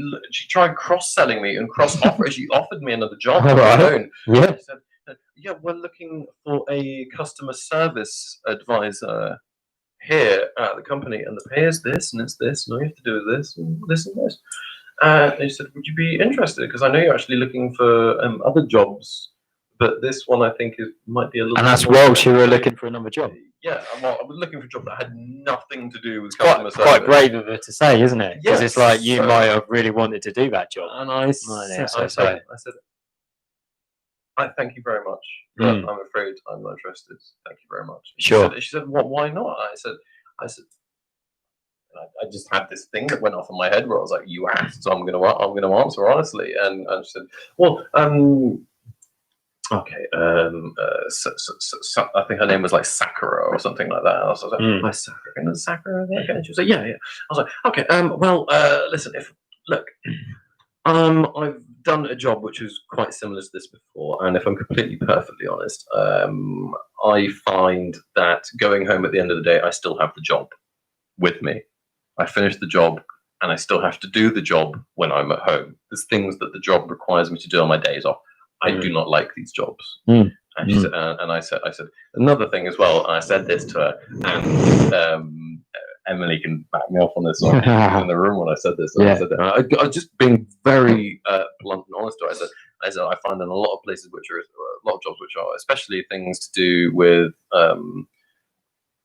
anything where I'm a representative for a company in terms of customer service, is that I end up doing a lot of I end up being handed the company's dirty laundry, which is apparently a very I said it to her, and she was like, "Wow," she was like really loud and like so like, and Emily was like, "I can't believe you just said that to her. The balls on you." And I was like, "Yeah, but that's me being honest. Yeah, because I can't I don't know any other way to be. I'd rather, I'd love that, like think what you will about gnarly old Gandhi with his viewpoint towards honestly, man, it's really tricky. He says, I'd rather die on my feet than live on my knees." I completely respect that. And I do think there are times in life where you have to personally. Now, I finish it. I go at the end of the day, and I don't think about my job when I'm done now. Mate, amen. I'm the same. I'm exactly the same. I love because that. I was. Calling me. I don't have somebody that knows my number. I don't have people fucking emailing me saying, "Don't forget about this tomorrow." This on Friday. Can I put this in your calendar? And then you can work on other stuff, can't you? You can work on podcasts and. Yeah, absolutely. Yeah. The fact that I can't orienteer it to get myself a different phone and all that. It's the fact that but we have technical issues. Was Jamie? Is it? Where's Jamie? Where's Jamie? Young Jamie. It's the, there we go. Bit of force. It's that I don't want to do. Somebody very wise once said to me, "Never be at the bottom of a ladder, and never be working on the bottom of a ladder. You don't want to be at the top." And I completely, that resonated with me so hard. So as a result, I have never been working for anything that I wouldn't consider working my way up, and me being a not positive, the most honest version of myself. Where I'd be like, yeah, like I'm sitting there going like, look, the company is what it is. These people are dicks. These people are fantastic. So that's the reason why I work it. It's too big. And it needs this sort of level of management. I'm here to fulfill this function. I know what you mean. Yeah. I think when you're working in a job, I think when you're working in a job, it's good to set goals. I think because it's like it gives a purpose. Do you know what I mean? So like if you're working towards a career goal, it is good because it's sort of like I say, giving you purpose. But I don't know if there's a but. But I think. So long as you're putting something where you are ahead of you, you're not going to be content. Do you know what I mean? And that is important to know. So, like, if you start a job, if you go to uni and you graduate and you get your dream job and you start, like you say, doing the rags, whatever. Well, I don't know what expression you said, but you know what I mean? Yeah, you do the dirty work. Do you know what I mean? You do the dirty work. You start off doing the dirty work, and it's like, and then you work up to there. And then you get to there, and you work up to there. There's always another point, isn't there, to work towards? We've all heard that before. And it's like, so it's like, and you say like, if you find a job that you are happy in, you know what I mean? And it's like, I just think think it doesn't always have to be an outcome of a situation. Like, I think it's fun just to enjoy stuff sometimes. Like, you can learn a new instrument, but you don't have to get grade 8 in it. Yeah. You know, you can start a hobby, you know, but you don't have to make, you know, £100,000. You know, at this point, you don't. Do you know what I mean? A lot of people disagree because it's like, do you know what I mean, goal setting, etc. But it's like, I personally like being spontaneous, and I have been a lot happier since doing that. Do you know what I mean? Because it's like, my job allows me to do that right now. I can be Mm. spontaneous. I can do what I want. The moment I finish work, I clock out. I'm my own man. I can do whatever I want. Yeah, and and my work recognizes that, and I respect the fact that my work recognizes that, and Sure. I like it for that. Yeah, exactly. Yeah, exactly the same here. I'm done. The moment I clock out, I can say whatever the fuck I want on my podcast, and I can play whatever the fuck that we want to do, and sound however we want to sound in the studio with our band. Yeah, but do you not think you learn so much, like, you know, from all the different jobs you do? Because it's yeah. like, I'm nothing like the job I am working now compared to how I started. Like, When you were a kid, though, how did you think that you were gonna, like? Did you have any expectations on like what you were gonna do in terms of work? Like, you were like, oh, I'm just gonna end up in film. Not really. Like, No, I never have. No, I literally, I trip through the doorstep in I was life. gonna be an actor. I trip through the doorstep in life. No, I'm serious. Like, I literally just. Oh, that's not. Do you know what I mean? I like that. Like, do you know what I mean? Yeah, that's literally what I do. I just, I do stuff until life starts to get boring. Do you know what I mean? Yeah. At the moment is good. Do you know what I mean? I really enjoy it. It's like I've accepted a lot of stuff, but to do that, I've had to do stuff like teaching in prison. You know? Yeah. Like, I think try accepting who I am a little bit more. Like, because it's like I'm obviously working at, you know, Royal Mail at the moment, which is like, but it gives me that time to myself and actually like listen to podcasts and that whilst I'm doing the job. You know, you can put your headphones in, and it's like I do like talking to people about. Also, I like that time on my own. So it's like it's really good for that kind of thing. And when I was teaching, I was just constantly, you know, doing like lessons and everything. And it's like, you know, which is so important. No, because it's like you learn a lot of life skills, but at the same time, there's, I don't know, there's in some ways there's not so much a time for it's sometimes difficult to innovate when you have pressure. Like, pressure does not always grant innovation, like, all the time.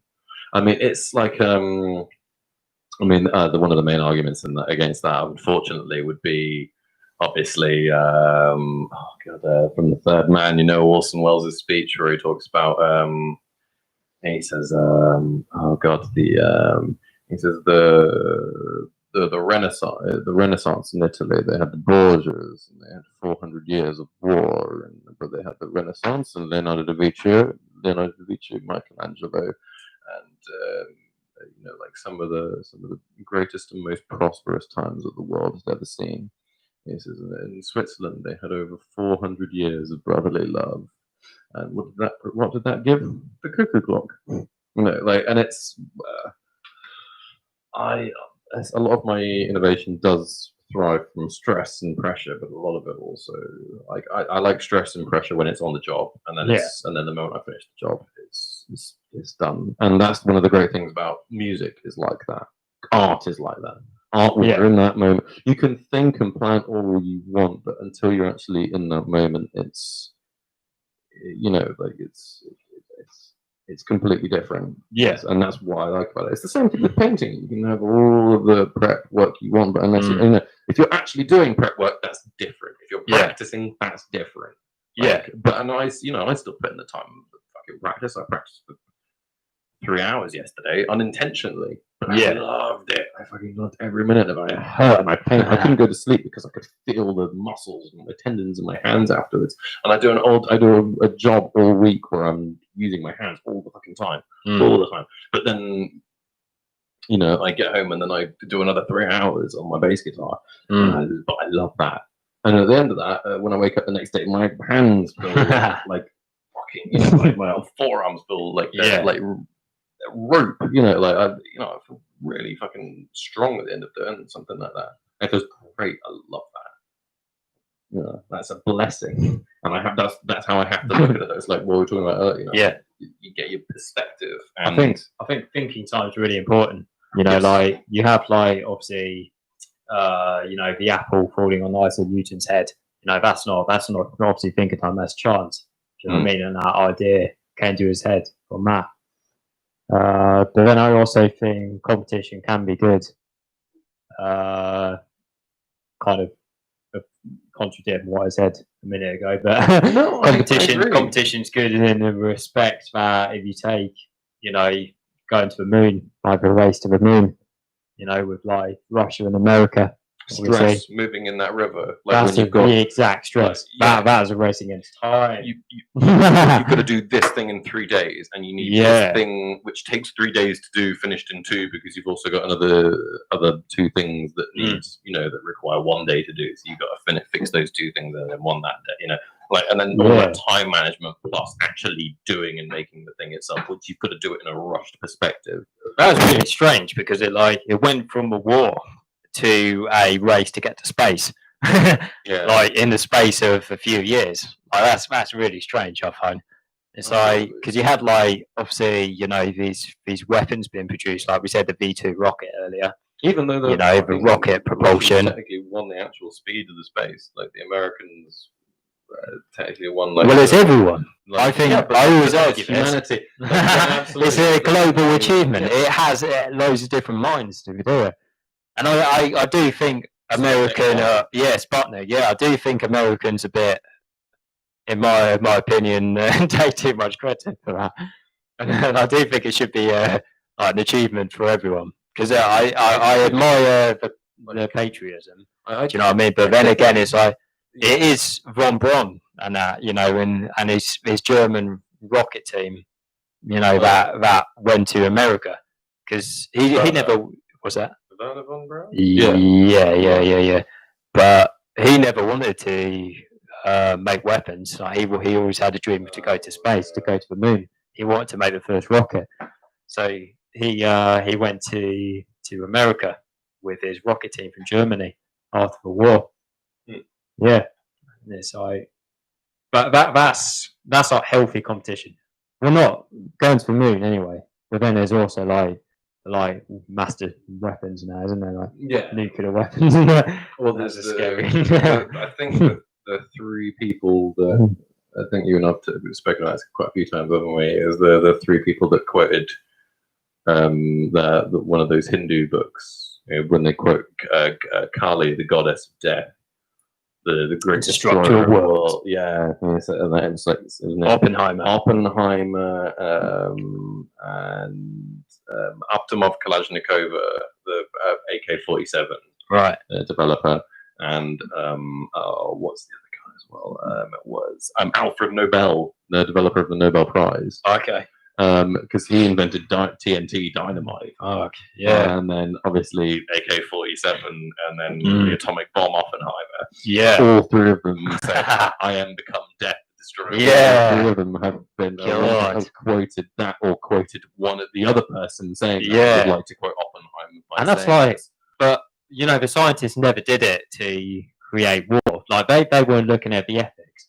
Because all the... I'm so glad you brought it, because we were talking about it, and I had a point from earlier, which was, sorry to, anyway, you keep going. I was just going to say, all the, physicists and all the people working on it, they all had different jobs within the role. Do you know what I mean? So it's not like every single one of them, I should imagine, were working at it thinking about, we're making a bomb to destroy civilizations. No. Like this person was looking at, splitting atoms and isotopes and whatever. Do you know what I mean? I don't know the exact physics, but it's like every single one of them would have had different jobs.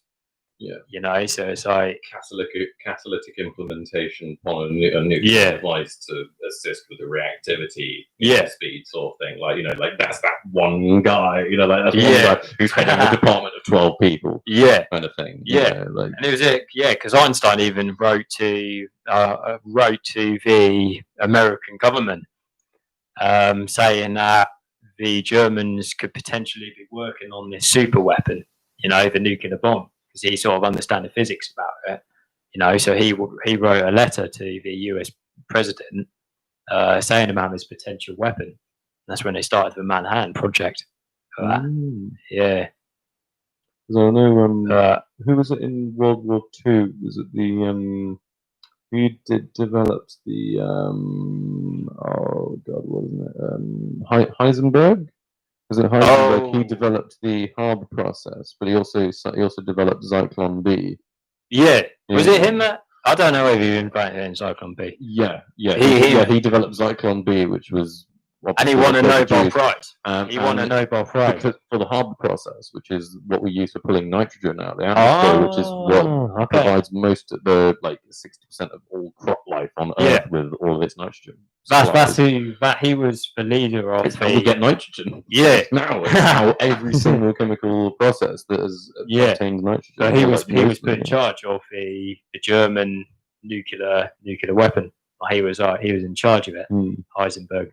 Yeah, but that's another thing though, where you have that, almost unintentional, like what we were talking about earlier, where you have something positively evil to the point of ridiculousness that also simultaneously produces something which, like nuclear power, something that killed 5 million people, that created and saved the lives of hundreds and hundreds of millions, assisted with building the lives of over billions of people. Sure. Well, because of a peace treaty. So you have this nuclear bomb. The Haber process feeds probably over 2 billion people, probably even more than that, maybe. But then his method, or where he presented Zyklon, how many people did Zyklon B kill? Oh, there's a fucked up statistic I heard, which is that Kissinger and Nixon dropped more bombs on Vietnam than all of the First and Second World War put together, or something like that, in terms of all the shells that were launched, or something fucking ridiculous. You'd have to look that one up. Somebody said that to me, and I was like, "Get the fuck out!" And I looked it up. I looked it up, and whatever it was they said to me, it was fucking true. And I was like, "Get the the actual we didn't hear that." Wow, cheers! That's made my day happier. To hear that. History's imagine having that job, mate. Imagine I need to be in charge of this. It was actually someone's job to have the most economical way to kill Jews. Right? Do you know what I mean? Someone's job to have the most economical way of delivering a nuclear weapon, Enola Gay, wasn't it? Wasn't that the Enola Gay? That was the Enola Gay. Yeah, that's Enola Gay. That's the 29. I think it was American bomber. Yeah, that dropped it on fucking. Dropped the little boy. Jesus Christ, little boy. That's the second one, which was a plutonium bomb, and then the first one was a nuclear bomb. So, yeah. What have we done? Conversations. We got from horror movies to music, and then to. For some reason, it's interesting, and God knows why. God knows why. We're on nearly 2 hours and 7 minutes, by the way, now. Yeah? Is that like an average podcast time? Reasonably. I mean, how are you doing? You cool? Yeah, I'm knackered. Really? Yeah. Oh, dude, are you cool? I've had a long drive, haven't I? Absolutely. Yeah. Well, I'll tell you what, mate. We'll start winding down now. Did you have anything you want to plug? You've got social media, any films that you're you said you weren't really working on films, you're taking a break. Well, my video business, M&A Films. Yeah.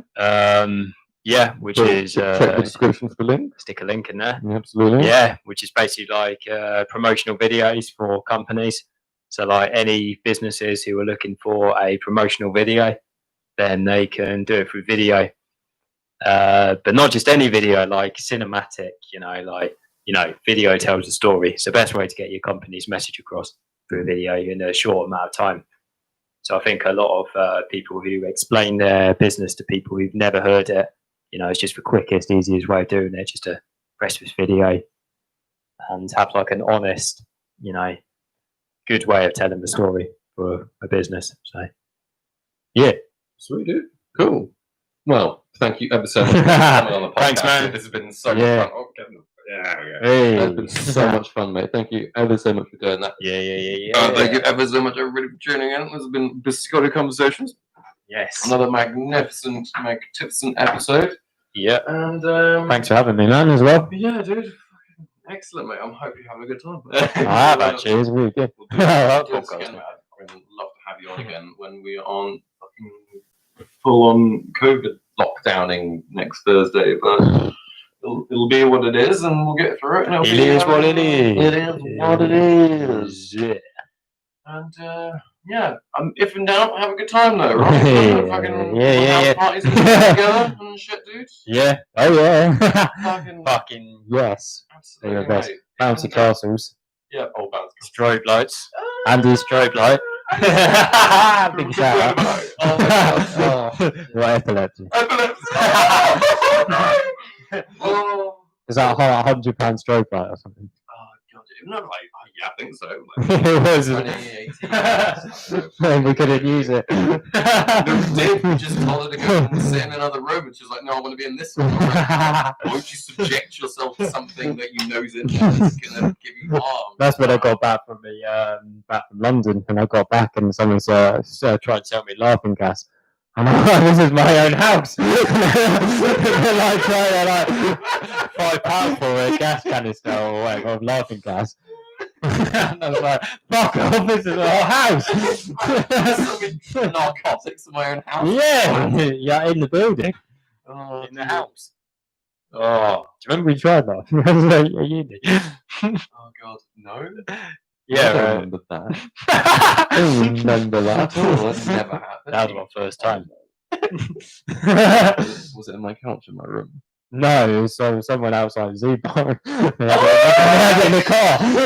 Do you remember? Oh my god. And we walked up my stairs like, it's absolutely stitches. Oh my god, yeah, I do remember that. I think Greg was there as well, potentially. Somebody else was Okay, there. yeah. I can't remember. I don't Anyway, think, I'm not sure. I don't know. anyway, thank you so much. Well, that was Alright. a bonus fed. Thanks, everybody. Oh, Do you actually remember that? That's